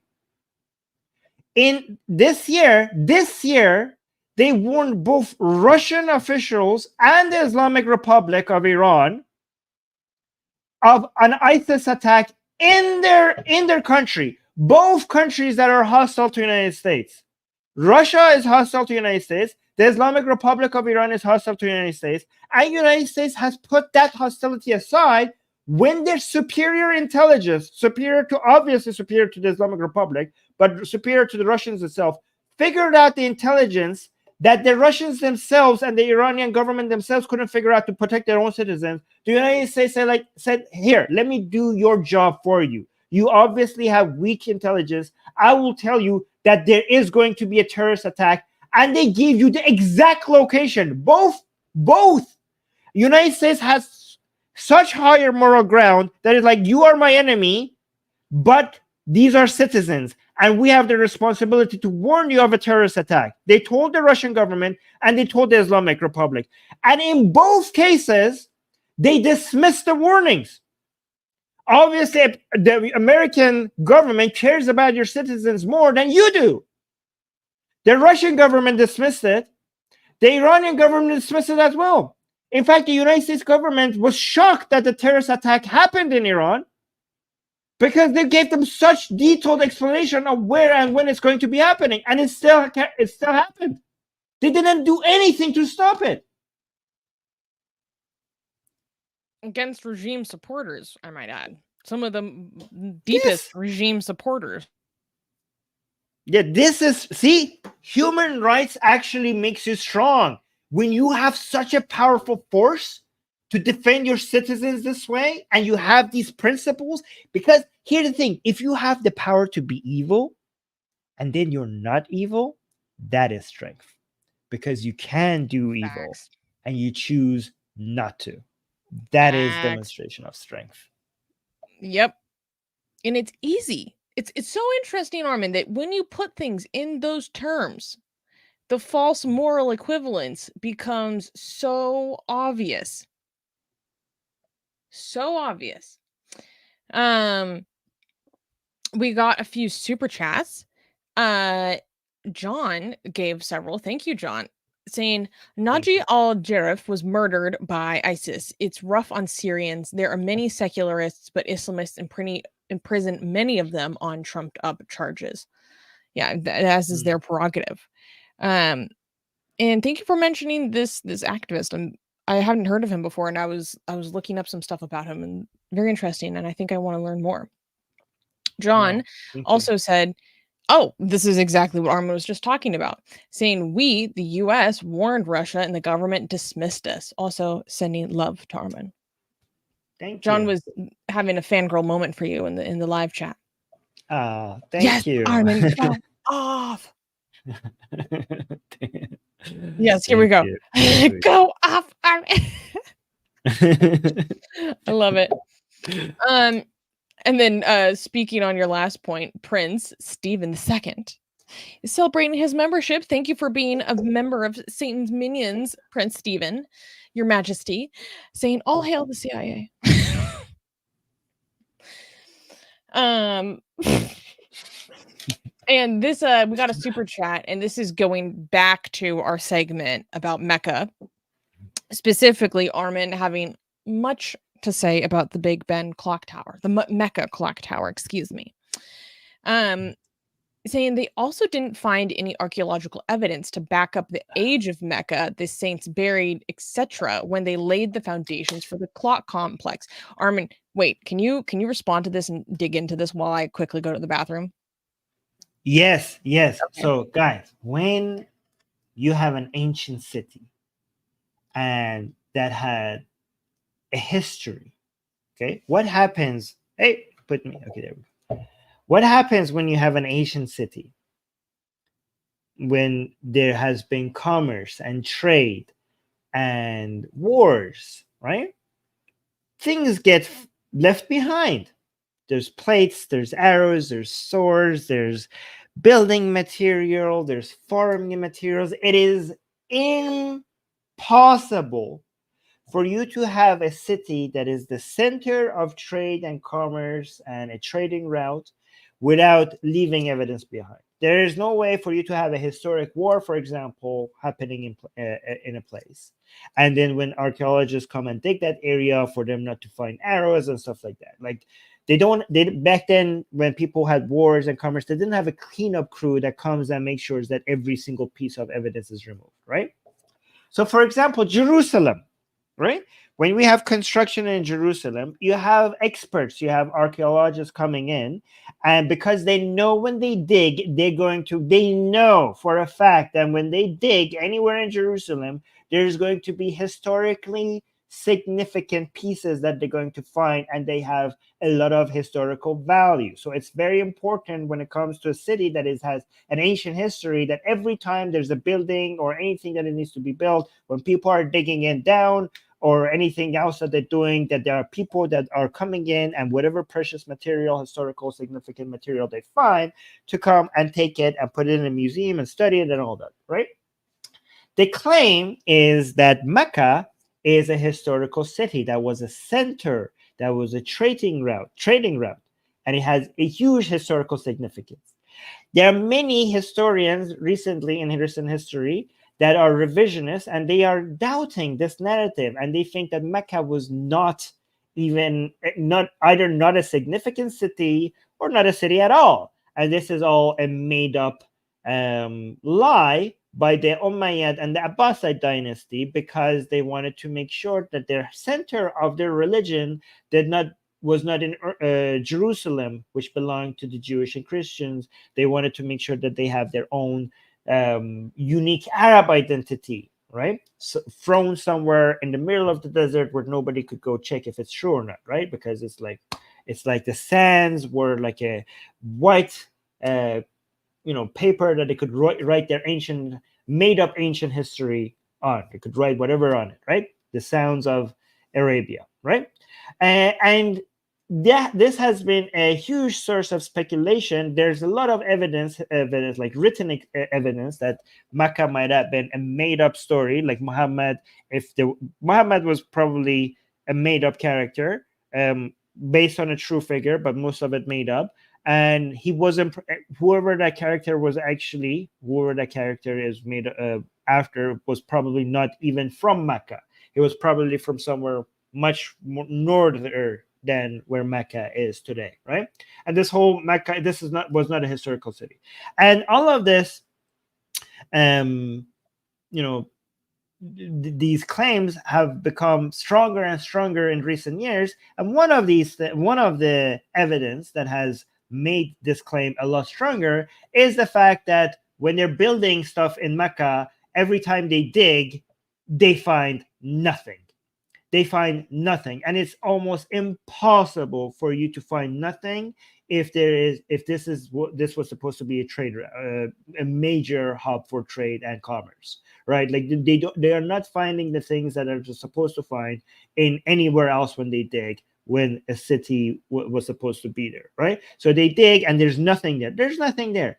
And this is to the point where Saudi government had even stopped people from coming and looking. When they dig, they just cement right over it without having people come check over, because they know how embarrassing this is. But again, this history, the fact that Mecca, the story of Muhammad and Mecca, is all made up, and Islam doesn't even have a prophet, and all of this is made up story, is something that is going to become more and more apparent. This is not even mainstream knowledge yet.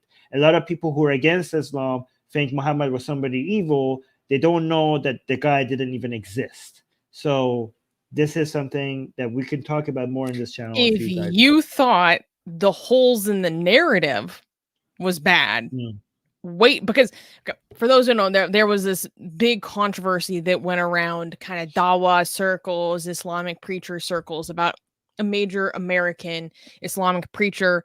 Messages were leaked where he is admitting that the standard narrative of the perfection of the Quran is false, that it is not historically accurate. There's no veracity to this belief, which is believed to be one of the central and most important miracles of Islam, right? Is that the perfection and the oneness of the what's the word I'm looking for?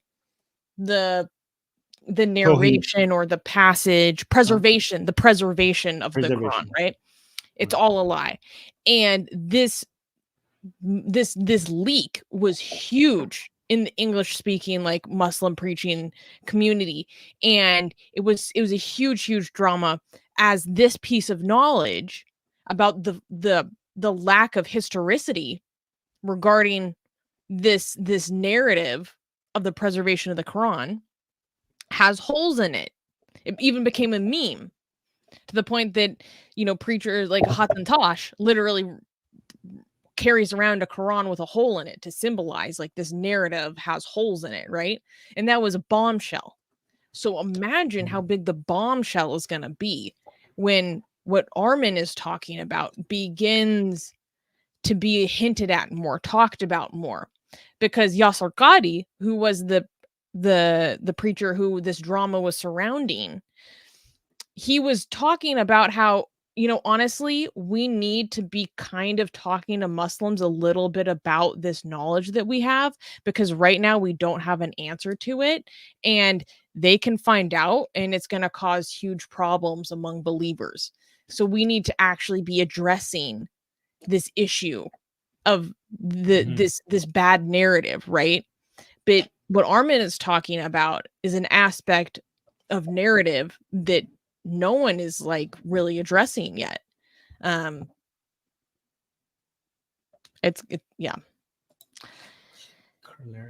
The clericals.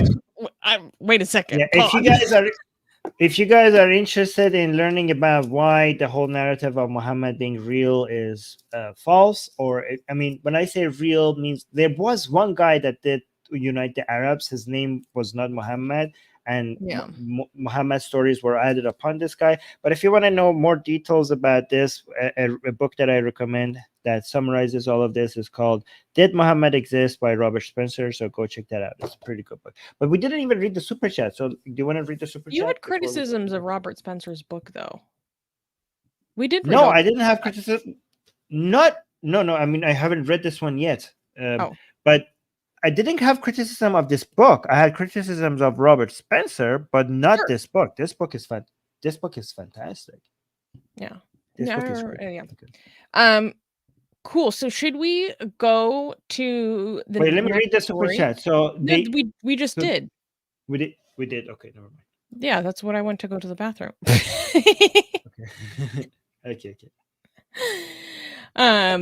Somebody's and Khadija is saying, I will read that for sure. I'm so intrigued. Okay, good. Yeah. Let us know what you think. Yeah.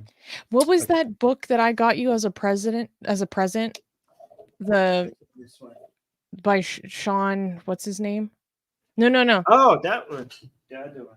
No, that Indian mythology one is one given to us by our sexy Cali lawyer that I then gave to you because you wanted it. So that was technically a present for me. There we go.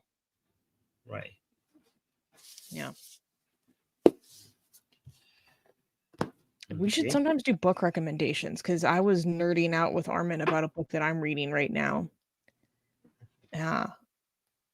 About why the left became morally bankrupt in the 21st century. Spicy. Yes. Okay. Can we clap for the next news? Yes, we can, because we're going to celebrate a badass and a hero and someone pissing on the Islamic Republic, pissing them off. Nice. Fantastic. Guys, there's 700 people are watching us, and 450 of them are on Twitter. That's crazy. Twitter people, please come to Atheist Republic on YouTube and subscribe to Atheist Republic on YouTube. That's where all the fun live chat activity is happening. Okay. Yeah, exactly. Come join the party. Yes. Come join the party. And the people who are in YouTube, like the stream. And once the stream is over, leave a comment so that help our channel grow. Feed the algorithm. All right.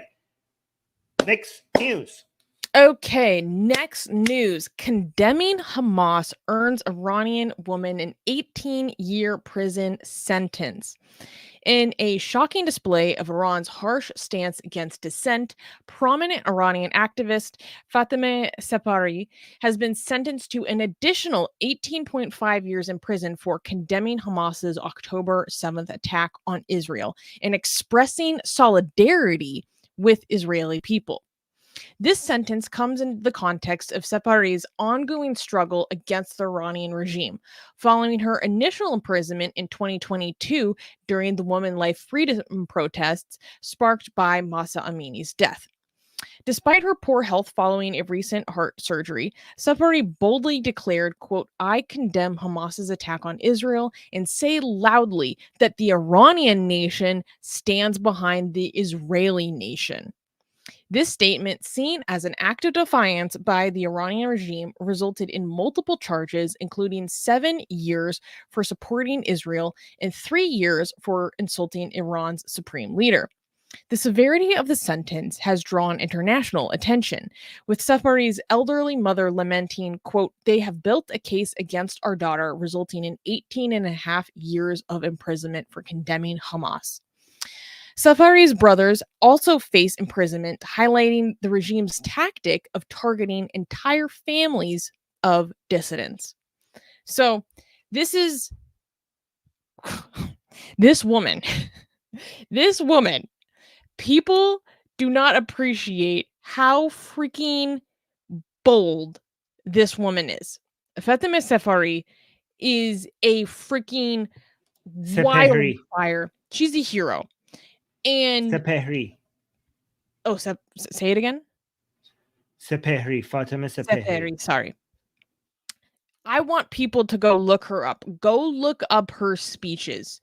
She is freaking badass because she is not what most people who do our work or people who are interested in supporting liberalism across the world, liberalism in the Middle East, secularism in the Middle East, etc. Like, she is not who you would typically envision as one of your boldest warriors. She's very conservatively dressed. She's a chadori. She's religious. And she does not hold back. Like, she goes so hard against the Islamic Republic. She goes so hard against Khamenei.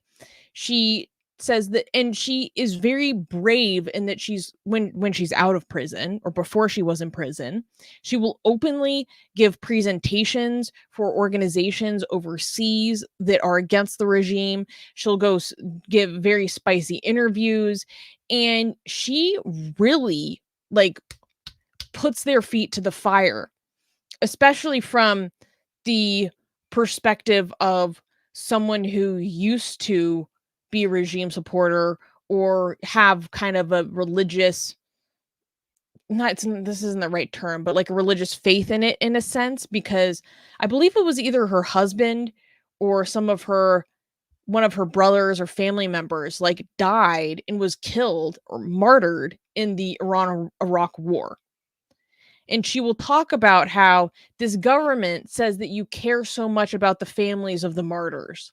and they're supposed to receive certain benefits and stuff. Like, you treat us like shit. Like, what did we give these martyrs for? What did my family members die for this just totally shit country? Like, so sorry, enough of my rambling. Armin, like, have more insight and can provide more context about more background details about who she is and why she's important. Yeah, so she's important and is ignored by a lot of leftists also, because she is, let me actually make sure. It's important because a lot of Iranian communists who are, trying to take over the anti-regime activism, they don't really mention her that much, because I think she had some pro-Pahlavi positions as well, and I think that's why they are boycotting her, even though she's one of the most bravest women against the Islamic Republic, and she has no chills. Like, she is so brave. She says the things that I'm are gonna go look up an interview obviously, of her. yeah, she says things that are so obviously a crime, and you're not she knows that she's going to get arrested. She knows that she's going to pay a heavy price for it, and she does it anyways. She is like, yeah, I'm gonna just say the things that I want to say. And this one apparently was a huge red line for the Islamic Republic, the condemning the Hamas part. But I do want to play her video. Would you want to read it if I play it? Sure. The one that she's condemning Hamas? Okay. Yeah. So let me play the audio as well. Okay. Oh, it's very quiet. Oh, you want to read it? Yeah, it's very quiet. I don't know I why. condemn Hamas's attack on Israel and say loudly that the Iranian nation stands by the Israeli nation. That sentence alone is freaking crazy. That is insane to say while you're in Iran, while you're an activist that is being watched by the Islamic Republic of Iran. That is insane to say. Like, She it's could have crazy. stopped there. Okay. She could have just stopped Yeah. there. Yeah, she didn't have to say. You know what? I actually don't think she got arrested for condemning Hamas. I think she got arrested for this first sentence. This is a lot more, much bigger red line for the Islamic Republic. But yeah, no, yeah, I don't think it's for condemning Hamas. There are other people who have condemned Hamas who haven't been arrested. I think it's this line that is the red line for them. Yeah.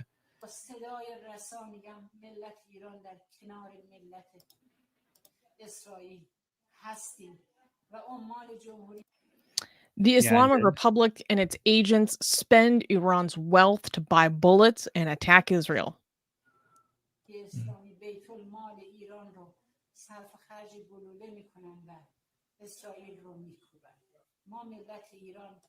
We, the people of Iran, do not want war and the killing of defenseless people, and I again condemn Hamas's attack.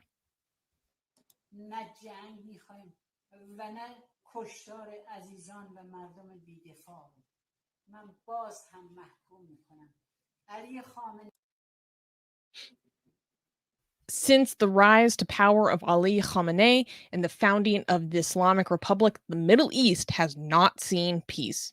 Again, no lies detected.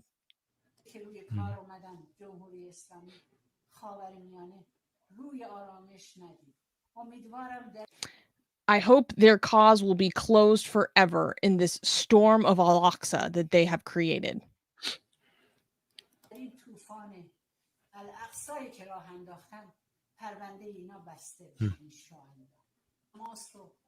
Okay, so let me explain a few things to people. In Iran, the opposition against the Islamic Republic, there's a division between Iranian people, right?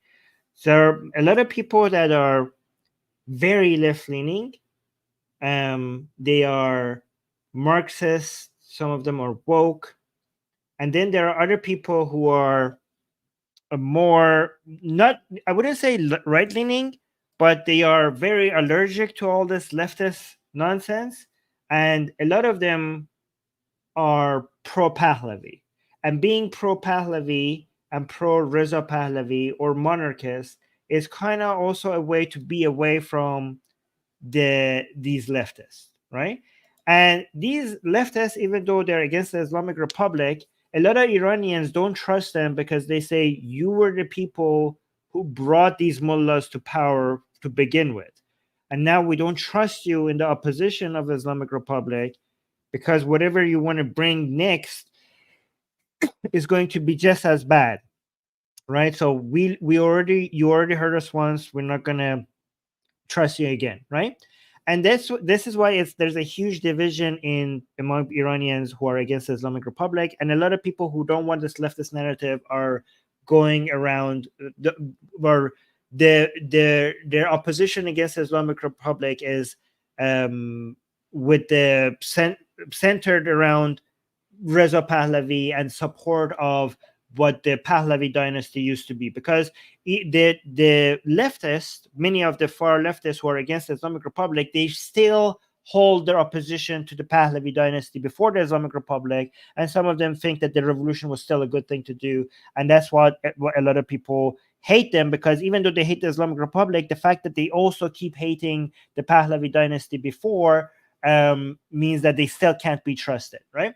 So when it comes to her, Fatima Sapehri, she's also, when it comes to Iranian activists, she's one of the prisoners that has been a source of a lot of drama, because if you look at these leftists, when they mention political prisoners, a lot of times they don't mention her, because she has views that is more in line with these right-leaning people, or with, I don't know if we should call them right-leaning. Well, not like far left-leaning people. Republicans. But not American Republicans, as in supporting a republic as a system of government. Well, I mean, that is going to... Well, Republicans are... A lot of people think the leftists are Republicans. The right-leaning, the ones that are not left-leaning, they're the monarchists. But again, I'm not going to get into the details of that. And there's the... But you could also see here... Okay, I'm not going to... I'm not... Okay, so let's not get into that, because I have to correct out some things that you said. I don't want to do that right now. But again, here, you could also see that she is supporting Israel, right? And a lot of the leftist Iranians who are against the Islamic Republic, they won't support Israel. They will, I mean, they're far leftists. Of course, this is like, they hate the Islamic Republic, but they also are anti-Israel, right? Because they're far leftists, obviously, right? But this has also a test for people. Israel has become, for a lot of activists in Iran who are against the Islamic Republic, a test on who is somebody you could trust, right? So we have, and because she's also supporting Israel right now, she is somebody that a lot of leftists want to dismiss as a political activist. They don't want to include her because she's supporting Israel, right? And that's why she's such a source of heavy drama.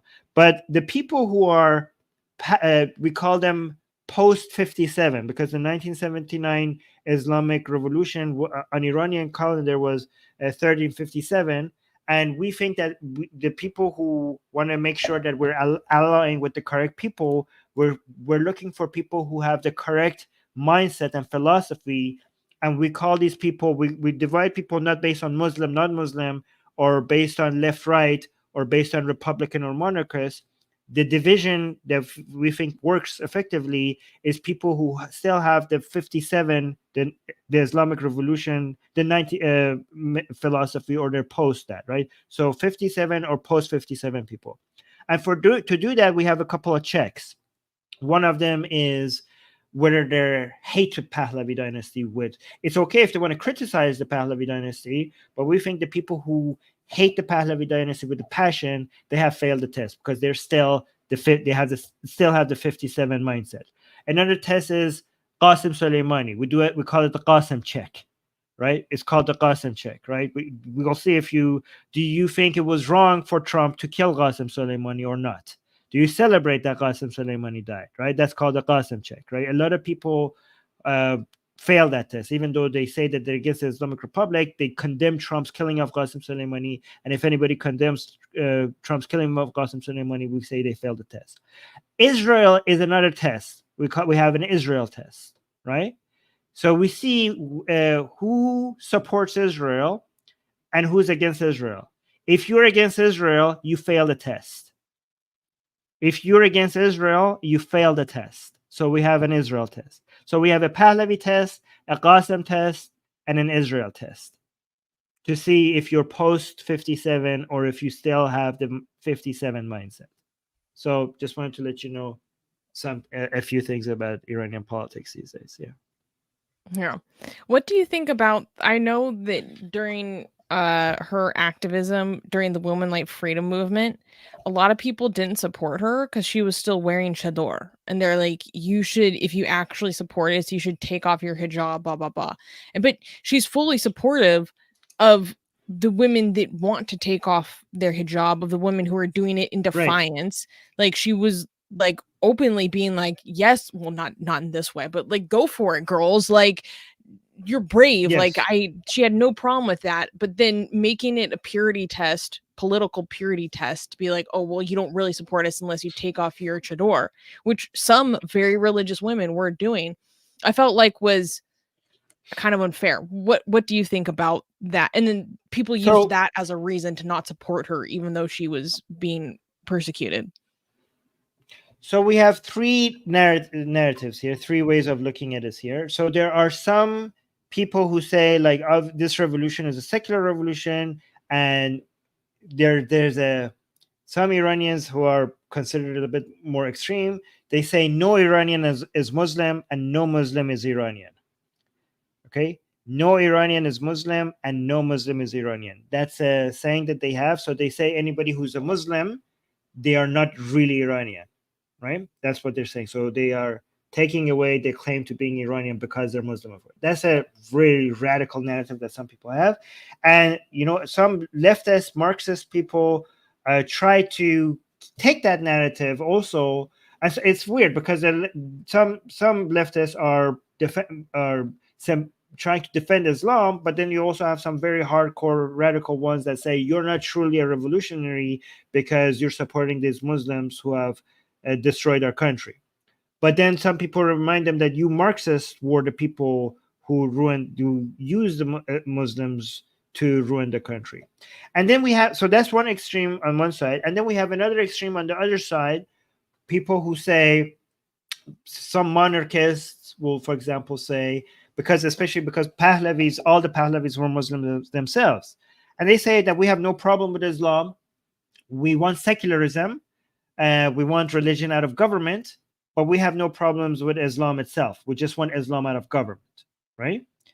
And we respect Muslims and we love Islam. Everything is fine about Islam as long as it stays out of government. You know, we're not, like a lot of them will say, we're not Muslims ourselves, but we have no issues with Islam, right?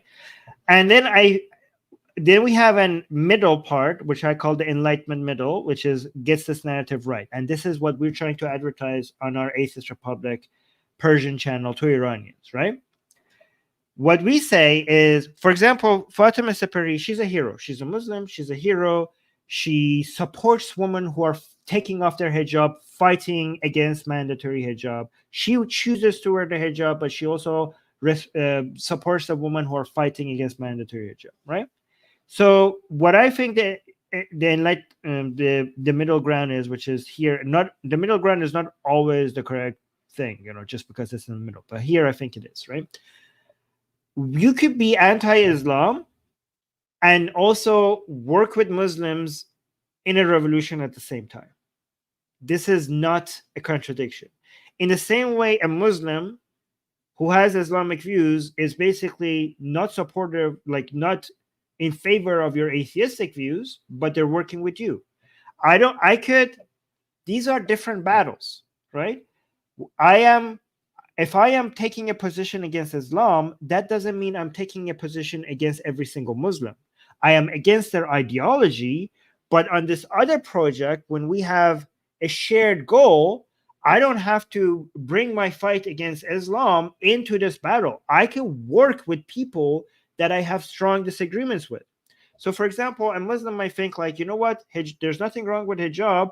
There's something wrong with mandatory hijab. I disagree with that person. I think there's something wrong with hijab and mandatory hijab. I think there's a problem with hijab in general. It's modesty culture. My problem is not just with mandatory hijab. My problem is with hijab completely. She chooses to wear the hijab. I think hijab is bad. We have that disagreement. That's fine. We have a shared goal. This woman is a hero that I have some disagreements with. I would like to support her on this path, right? So there are a lot of people think that if you're anti-Islam, that means that you don't like Muslims, that you can't work with Muslims, that you can't share a project with Muslims, that you cannot unite with Muslims. I don't know where else do we have that standard?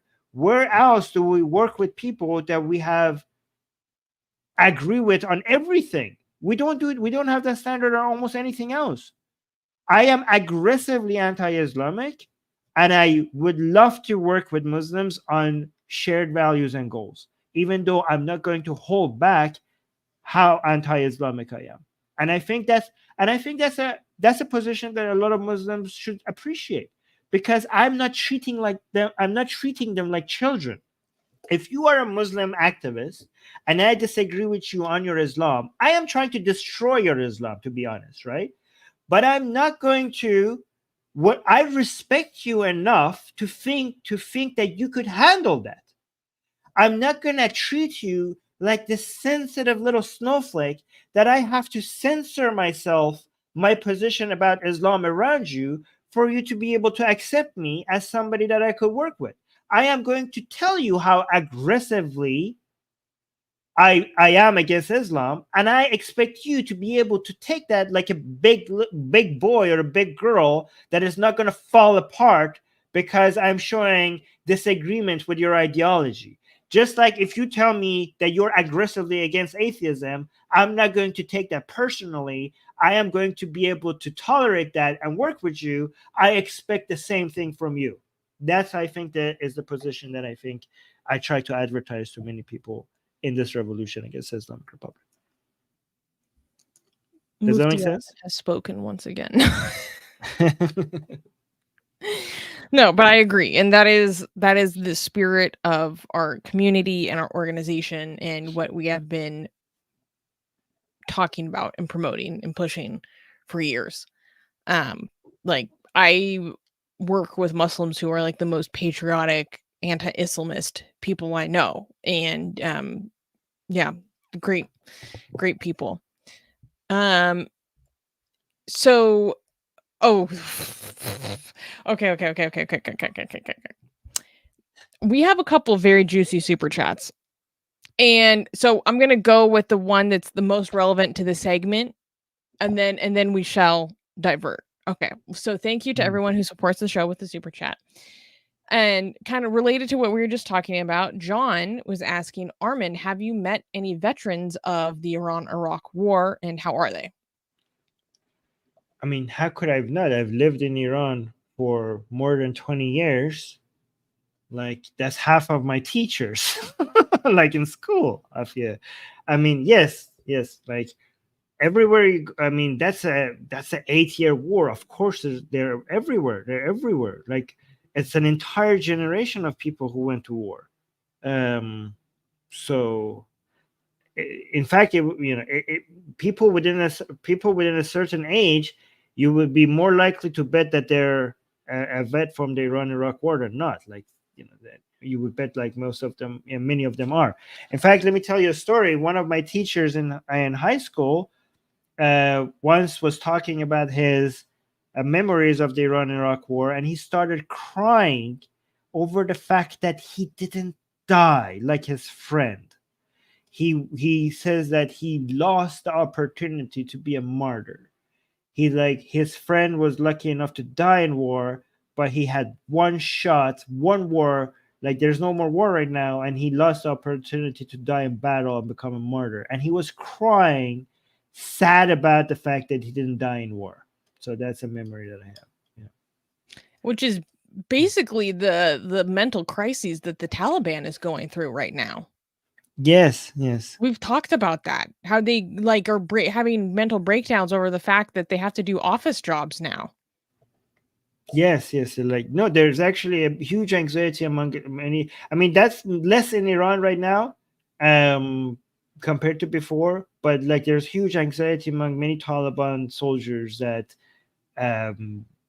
there's no more war, and we're just gonna die in our bed rather than in battle, and we're not going to be martyrs. But in Iran, the government has changed the definition of who's a martyr. They're just calling everyone martyr. It's easy to be a martyr. Like if you're working and if you're working because you're doing service to the Islamic Republic of Iran and you die on your way to work, they call you a martyr, right? I mean, they call Raisi is now called Shahid Raisi. Okay, Oh my he's God. Raisi. No, he's officially a martyr. Like, dude, it was a helicopter accident. Well, he was working, so that makes him a martyr. They just have redefined. Martyrdom has been redefined by the Islamic Republic of Iran. You get to be a martyr. You get to be a martyr. Everyone gets to be a martyr. So that's how it works. The dilution of the Shahid. Yes, exactly. Back in my day. Back in my day, I actually need to kill people. Back in my day, I actually had to take helicopters down to be a martyr rather than be in a helicopter that. Oh my God. Right. Okay. Okay. This is a juicy super chat. Oh, love it. Okay. So let's dig into it. Next door neighbor. First of all, next door neighbor, thank you for the super chat and supporting the channel. Now let us address your concerns and criticism. They write, all your vids in the last 3 months are anti-Islam. Why have you turned from an atheist channel to an anti-Islam channel? Why don't you do an anti-Zionist extremist video for a change to prove that you haven't been bought? Well, next door neighbor, you will be shocked to discover that we have been making anti-Islam videos and content in general for over 10 years. This is not anything new by any stretch of the imagination. We have been very consistent and having a particular emphasis on criticism or sometimes just straight up mockery of Islam, given the fact that we were founded by an ex-Muslim, this dude sitting right here when he was still in hiding, living in Iran. Shocking. I know. And given that many English-speaking atheist channels don't want to talk about Islam because, I don't know, they're scared or maybe been cucked into thinking that it's racist if you do so, shamed by, I don't know, oftentimes Islamist sympathizers into not talking, or maybe people are scared to talk because they feel threatened. We felt that there was, shall we say, a need in the market for a non-believing community to actually come out and say these things. So we've always had a particular emphasis on this particular religion, especially considering that we are very interested in the human rights of atheists. And you might not know this, but the human rights of the non-believers of atheists, coincidentally, totally by coincidence, happen to be most dramatically under threat in countries dominated by Islam. It's just an interesting correlation that I picked up. So given that we are focused on protecting the rights, free expression, liberty, and just even their life of atheists, as is our mission statement, it maybe, would maybe, become relevant to us to focus on any particular idea or ideology that is maybe perhaps the most threatening to the life and safety and liberty of atheists. Just putting it out there, it's kind of a reoccurring theme that we can't help but notice. So it seemed, like important to talk about and discuss.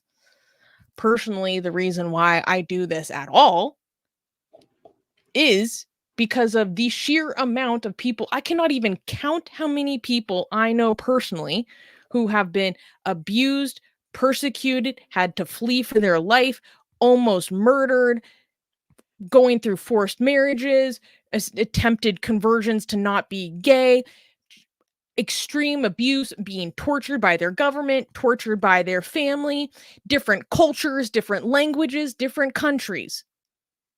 But there was, again, a theme, a certain idea that was the common thread throughout all of that suffering and misery that justified the extreme maltreatment that these people were being put through.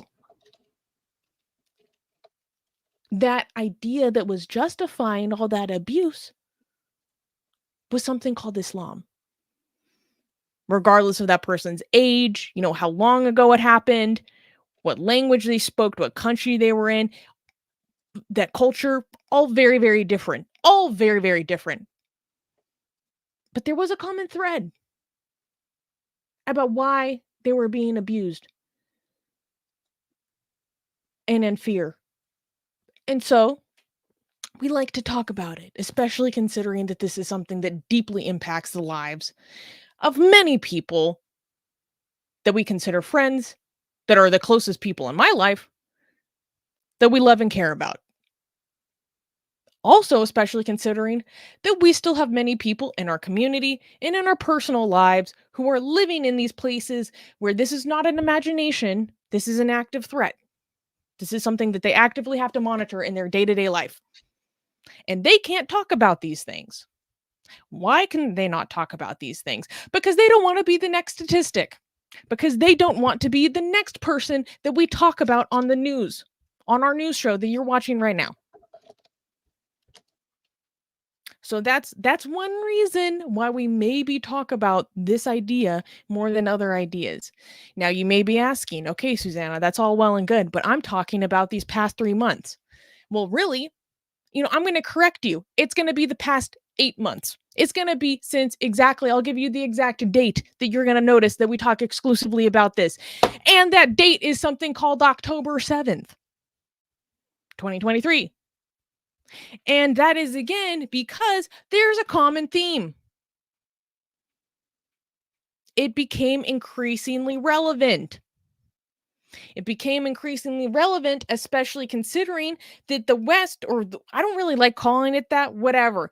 There's a lot of young people in particular around the world going through collective amnesia. People can't seem to figure out what's going on. A lot of people are being lied to. There's a lot of propaganda. A lot of people don't understand that they are literally being useful idiots for Islamic theocratic fascists that hang gay people from cranes, that crucify gay men, that want to murder atheists, that want to torture free thinkers, that justify and condone the systematic rape of women in their prisons, that want to keep women beaten down and in the household. A lot of people are being lied to. A lot of people have delusions. A lot of people are not being intellectually honest with themselves because they think, oh, well, if it's against the West, then I can link hands. I can close my eyes and pretend that everything that they stand for is not really happening because the root cause is something else, because I decided to pull the wool over my eyes and put my head in the sand and pretend that it's just something else. They're doing this all for something else. The reason why they're doing these things is all because of some other root cause that is ultimately my fault anyways. Let me just hit myself and self-flagellate. No. Okay, here's the thing. People don't realize that maybe the root cause is that they actually hate the entire concept of human rights. And believe it or not, that is actually, like, they say what they mean, and that they actually hate that. And that is actually why they do that. And they would do this in absence of the free world confronting their Islamist bullshit or not. You cannot exist in a free society and not be confronting Islamism. Its nature is to be in opposition with the very human rights, the concept of the human rights that you then flip on any Western power and show them how they're failing to meet up to those standards. As you should. But a lot of dumbasses don't realize that the people that they're uniting with solely on the basis of Muslim grievance, this is grievance politics, y'all, is merely because they hate the concept of human rights, the liberalism, anything that you are actually afforded in your free society where you can send me the super chat in USD. The existence of it itself is enough provocation to justify an attack. Low-key, because they cannot come to terms with the fact that their caliphate doesn't exist anymore and it's a humiliation for them. They're lashing out. They have some emotional issues. So because there is a lot of delusion about this very tangible reality that many of us are noticing nowadays, it's certainly not me. Many millions of people are waking up suddenly being like, yo, what the fuck is going on? Why are people losing their mind? Why are there tons of college students wearing crop tops with ear piercings and their hair half shaved blue doing the namaz with Islamist preachers from CARE leading the call to prayer, talking about how they need to destroy everything that allows them to go kiss their girlfriend when they go back home? That seeing those images causes a lot of confusion in people, and we're here to talk about it and explain it. So I hope that was informative.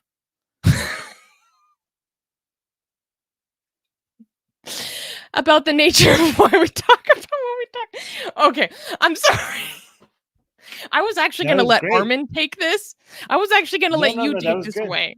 I'm glad you didn't. Well, I mean, I have something to say, but that was fantastic. That was beautiful. But you also gave me an opportunity to go respond to this with a meme. I just made a meme just to make sure to be captured.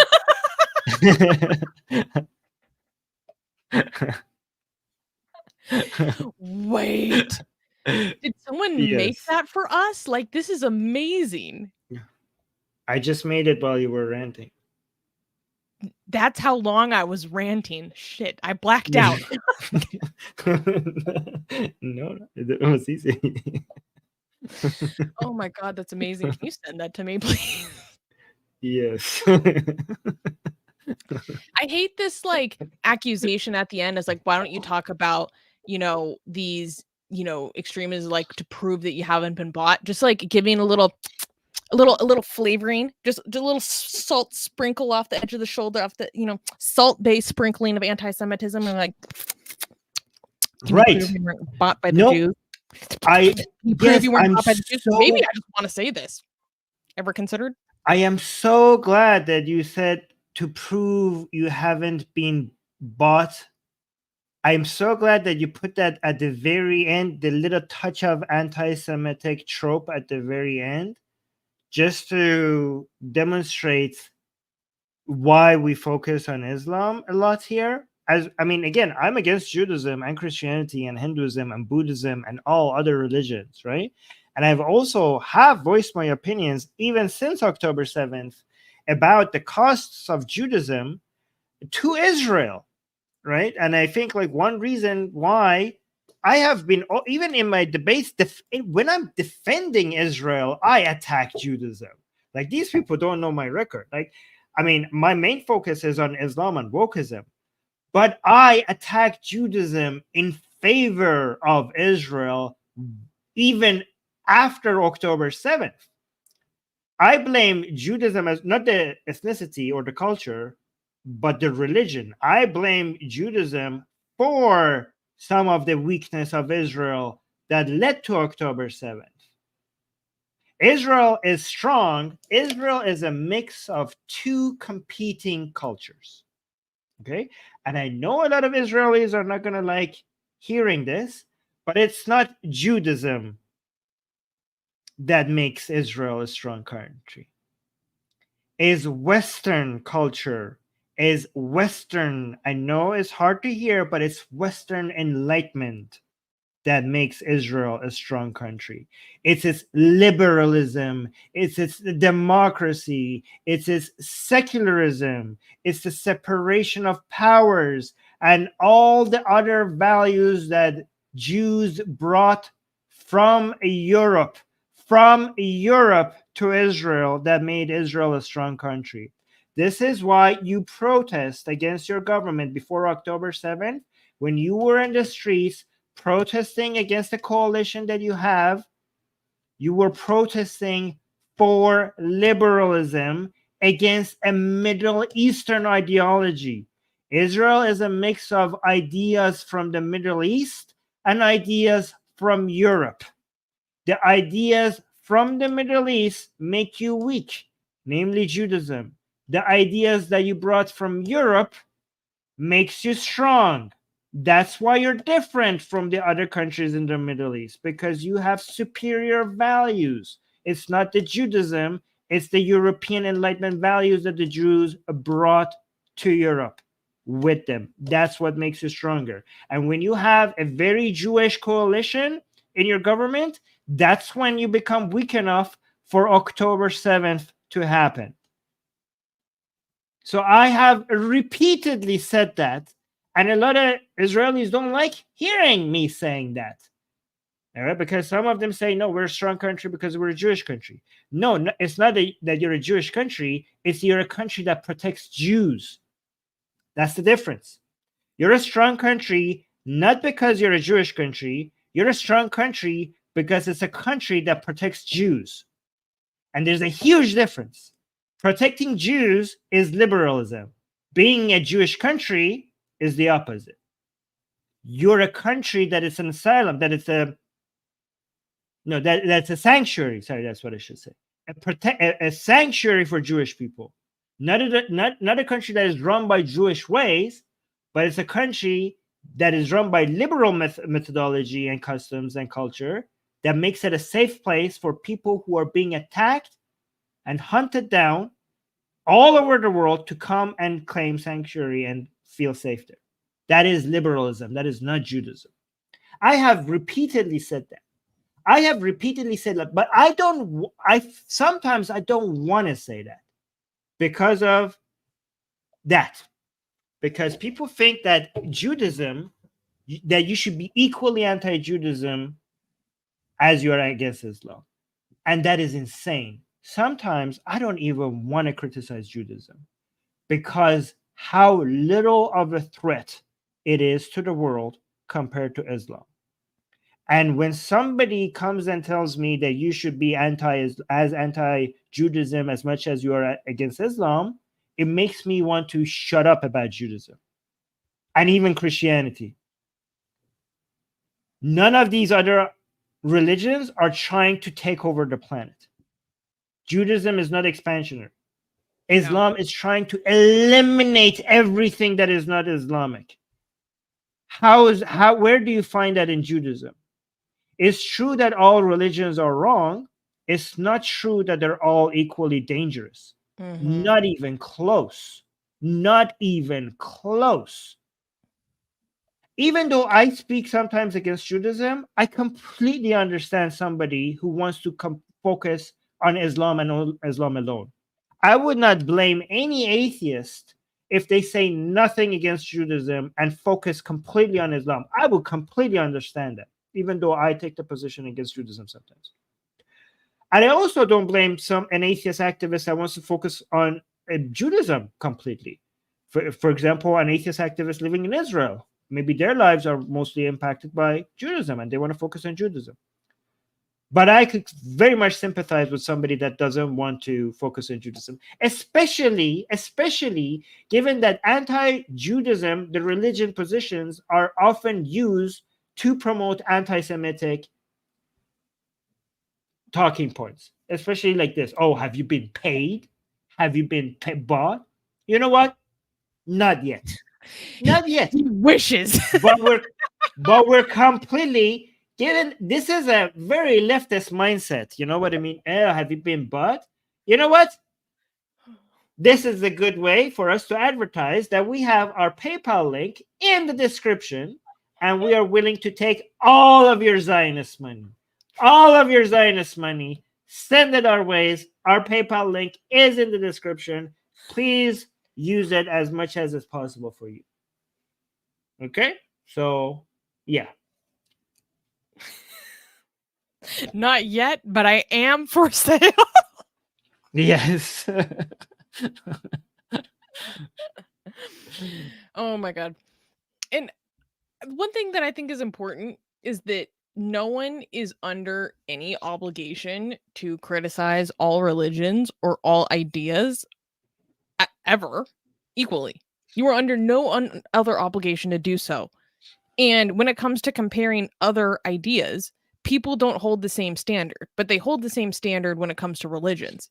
Oh, if you criticize one, you must criticize all, right? Or you must think that they're all equally bad. And Armin made a very good point when saying that that's very, very dishonest to pretend that they are all equally dangerous, because it's not true. And the data proves that. And oh, there was another point I wanted to make. Oh, man. I like how much... if you support Israel, if you're just focusing anti-Islam, you must have been paid narrative. Imagine somebody saying, like, nobody says that to like an atheist activist. Most atheist activist channels that are focusing only on Christianity. Never. Imagine how ridiculous that sounds. Like, look at all these American atheist channels and look how focused they are on Christianity. Imagine how ridiculous you sound if you go to them and be like, hey, have you been paid by Islamists? Right? But why is that obviously laughable? But when it comes to Jews in Israel, people are like, oh yeah, have you been? It's obviously an anti-Semitic trope that this is so much more normal than if you say it about anything else.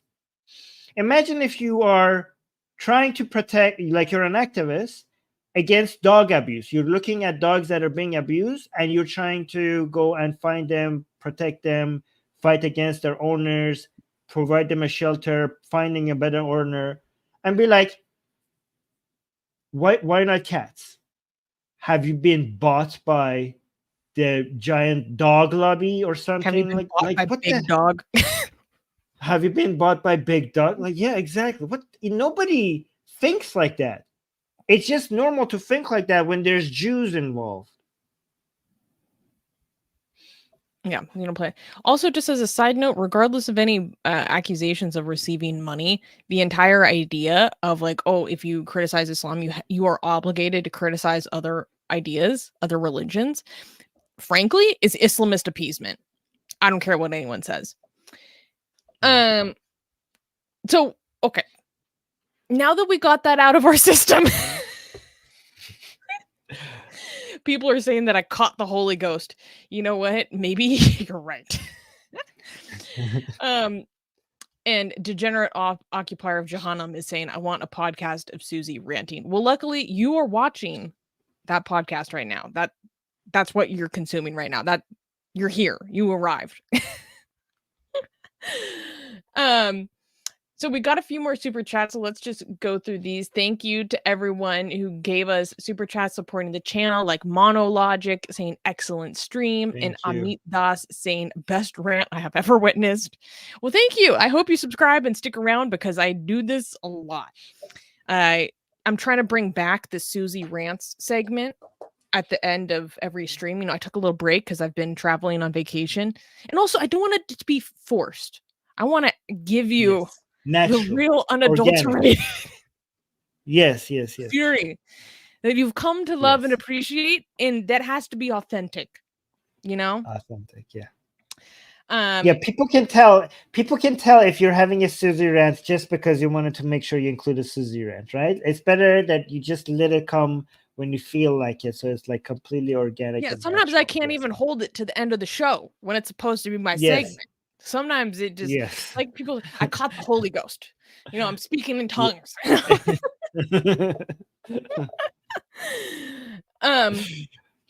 So the Nubist girl, speaking of being paid off, thank you, Nubist girl, for being our Thank you. exhibit A. We can go home now. Zionist conspiracy, pay pig confirmed. Okay, because we got the 15 shekels. Boom, you done now. Done. Okay. Thank you for the super chat, the Nubist girl, saying, I'm an hour and a half late, but the Mecca pilgrimage thing is literally natural selection theory in action. Either that or God is on a mission to destroy Islam. I'm not Well, exactly I don't like that. about just people I dying don't from like that. I don't. Yeah. Yes, first of all, natural selection does not work like that. These people probably already had children, and also natural selection doesn't work like that because the numbers are not going to make the numbers you're talking like for natural selection to work. The numbers have to be astronomically different than what's being reported. And also that's I think like talking about natural selection when it comes to humans, I don't like that. I mean, when I was blaming these people for their stupidity, I wasn't like that ended up making them dead. You know, that was me trying to warn other people for not doing the same thing so that they don't die. You know what I mean? Like to be like, don't be stupid. Like take care of yourself and stay alive, right?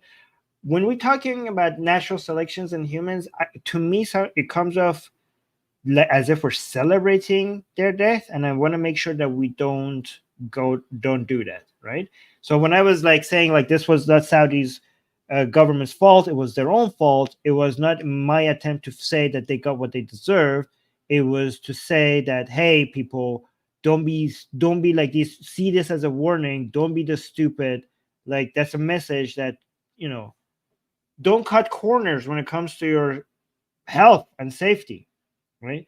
But again, I'm not saying that you're suggesting that you're celebrating their death. But sometimes when we're talking about natural selection, we're like, hey, well, good thing evolution is doing its work. We don't want to do that, okay? And also, we don't want to do we don't want to lean into social Darwinism, especially coming from Israel.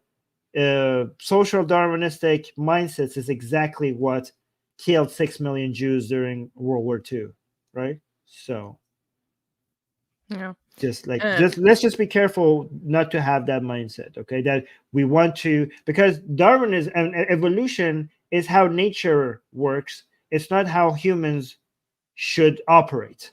You know, when we construct society, we don't make evolution our guideline. We humans have evolved beyond evolution. We into better ways of evolution. Here's the thing. Let me actually go off against social Darwinism and celebrating evolution doing its thing. All right. I want to speak against it, right? Liberalism is a force against evolution, and that's why it's good.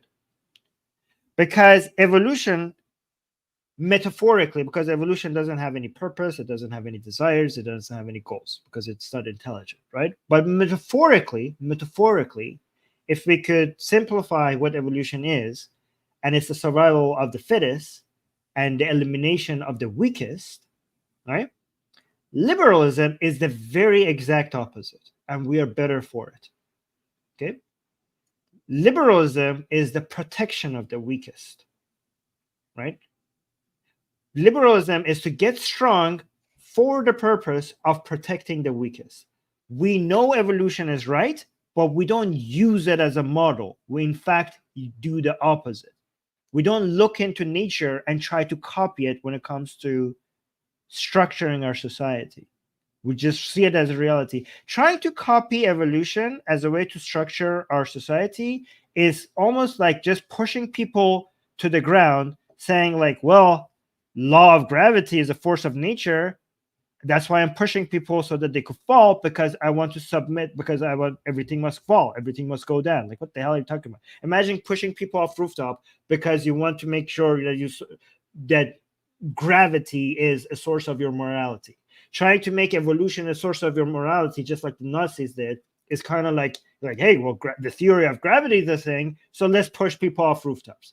That's what it sounds like. again, I'm not saying that you're into social Darwinism. I'm just using this as a rant against social Darwinists, because a lot of people think that, well, if we accept evolution as a fact, then we should structure our societies based on it. And that is basically a very illiberal way of looking at the world. Mhm. Anyways, yes.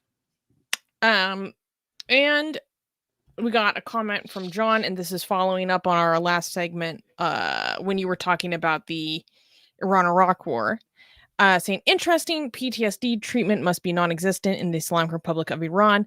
I've heard tales of Iraqis terrified by Khomeini's child soldiers. Unrelated, what are your thoughts on Arash Azizi? Arash Azizi, if I'm remembering correctly, is an Iranian socialist writer who wrote a book called What Iranians Want. I think he also wrote a book about. He's this guy keeps getting. He's the leftist guy that keeps getting invited on BBC Persian. You were talking about him before we started the show? Yeah, I was talking about the same guy. This is the guy that was like, I was talking about the show that Iran International just recently had. So Iran International just recently had a show about ex-Muslims in Iran. And they had this leftist guy, and I was like, this new leftist guy is getting invited on all the shows everywhere, and he's embarrassing. Like, his takes are horrible. And I'm actually going to do a show on this, on that segment on Iran International. So he's a far leftist guy that is getting invited everywhere for his opinions, and I hate his views. So that's my opinion. I have a mutual connection to him. Do you want to have him on the Persian show? Yeah, I'm going to invite him on my channel and debate him, maybe. If he comes on the Persian channel. Yeah. Let me know if you need my connection. My. And I really liked this comment from Chuck Norris Gun Club. I was depressed before this show. My car is messed up, no car and no phone, but I am cheered up. And that's what we're here for. Some might say our method is a little bit unorthodox, but talking about the woes and injustices and dumb ideas in this world, but this is what we come for. So I hope everyone had a fun time on this stream today. I had a great time. I had a great show. I come here every week for our news show. I hope you guys subscribe, like, hit the bell notification. Come again next week for the news show. Let me tell you, I'm going to give you a teaser for next week. We will be talking about another crazy, barbaric, brutal blasphemy lynching that just happened in Pakistan. Jesus. Insanity.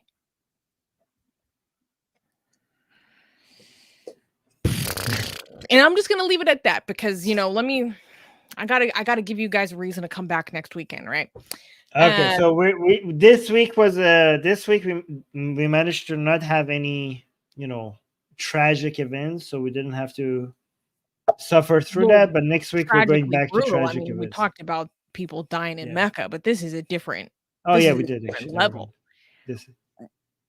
Okay, it's going to be our first news next week. I don't know. We'll see. I have a few other things percolating in my mind, but yes, make sure to come back next week, subscribe, and watch all the different streams that Armin does throughout the week. He has been doing some fire content lately. I don't know if you guys are tuning in because I am, and I had a lot of fun today. Armin, did you?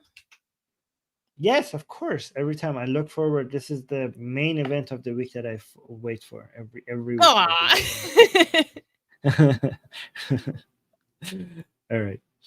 right, guys. Make sure to make sure once the stream is over, leave a comment. Thank you so much, Susie. Honestly, these streams are so much fun because you're here. These streams are so much fun, right? And make sure you subscribe and hit the bell notification. And please tell other people to come subscribe to Atheist Republic YouTube channel.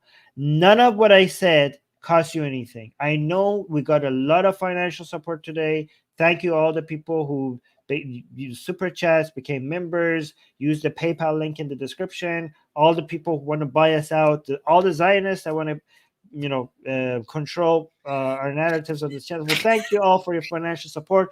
But again, for the people who don't want to spend a single cent all of what I mentioned really helps us out, and it doesn't cost you. Liking doesn't cost you anything. Leaving a comment after the show doesn't cost you anything. Subscribing, hit the bell notification, and telling other people. But don't tell, guys, if you live in a place where it's not safe to recommend us, please don't recommend us, okay? But other people, go tell people to come and subscribe to Atheist Republic on YouTube.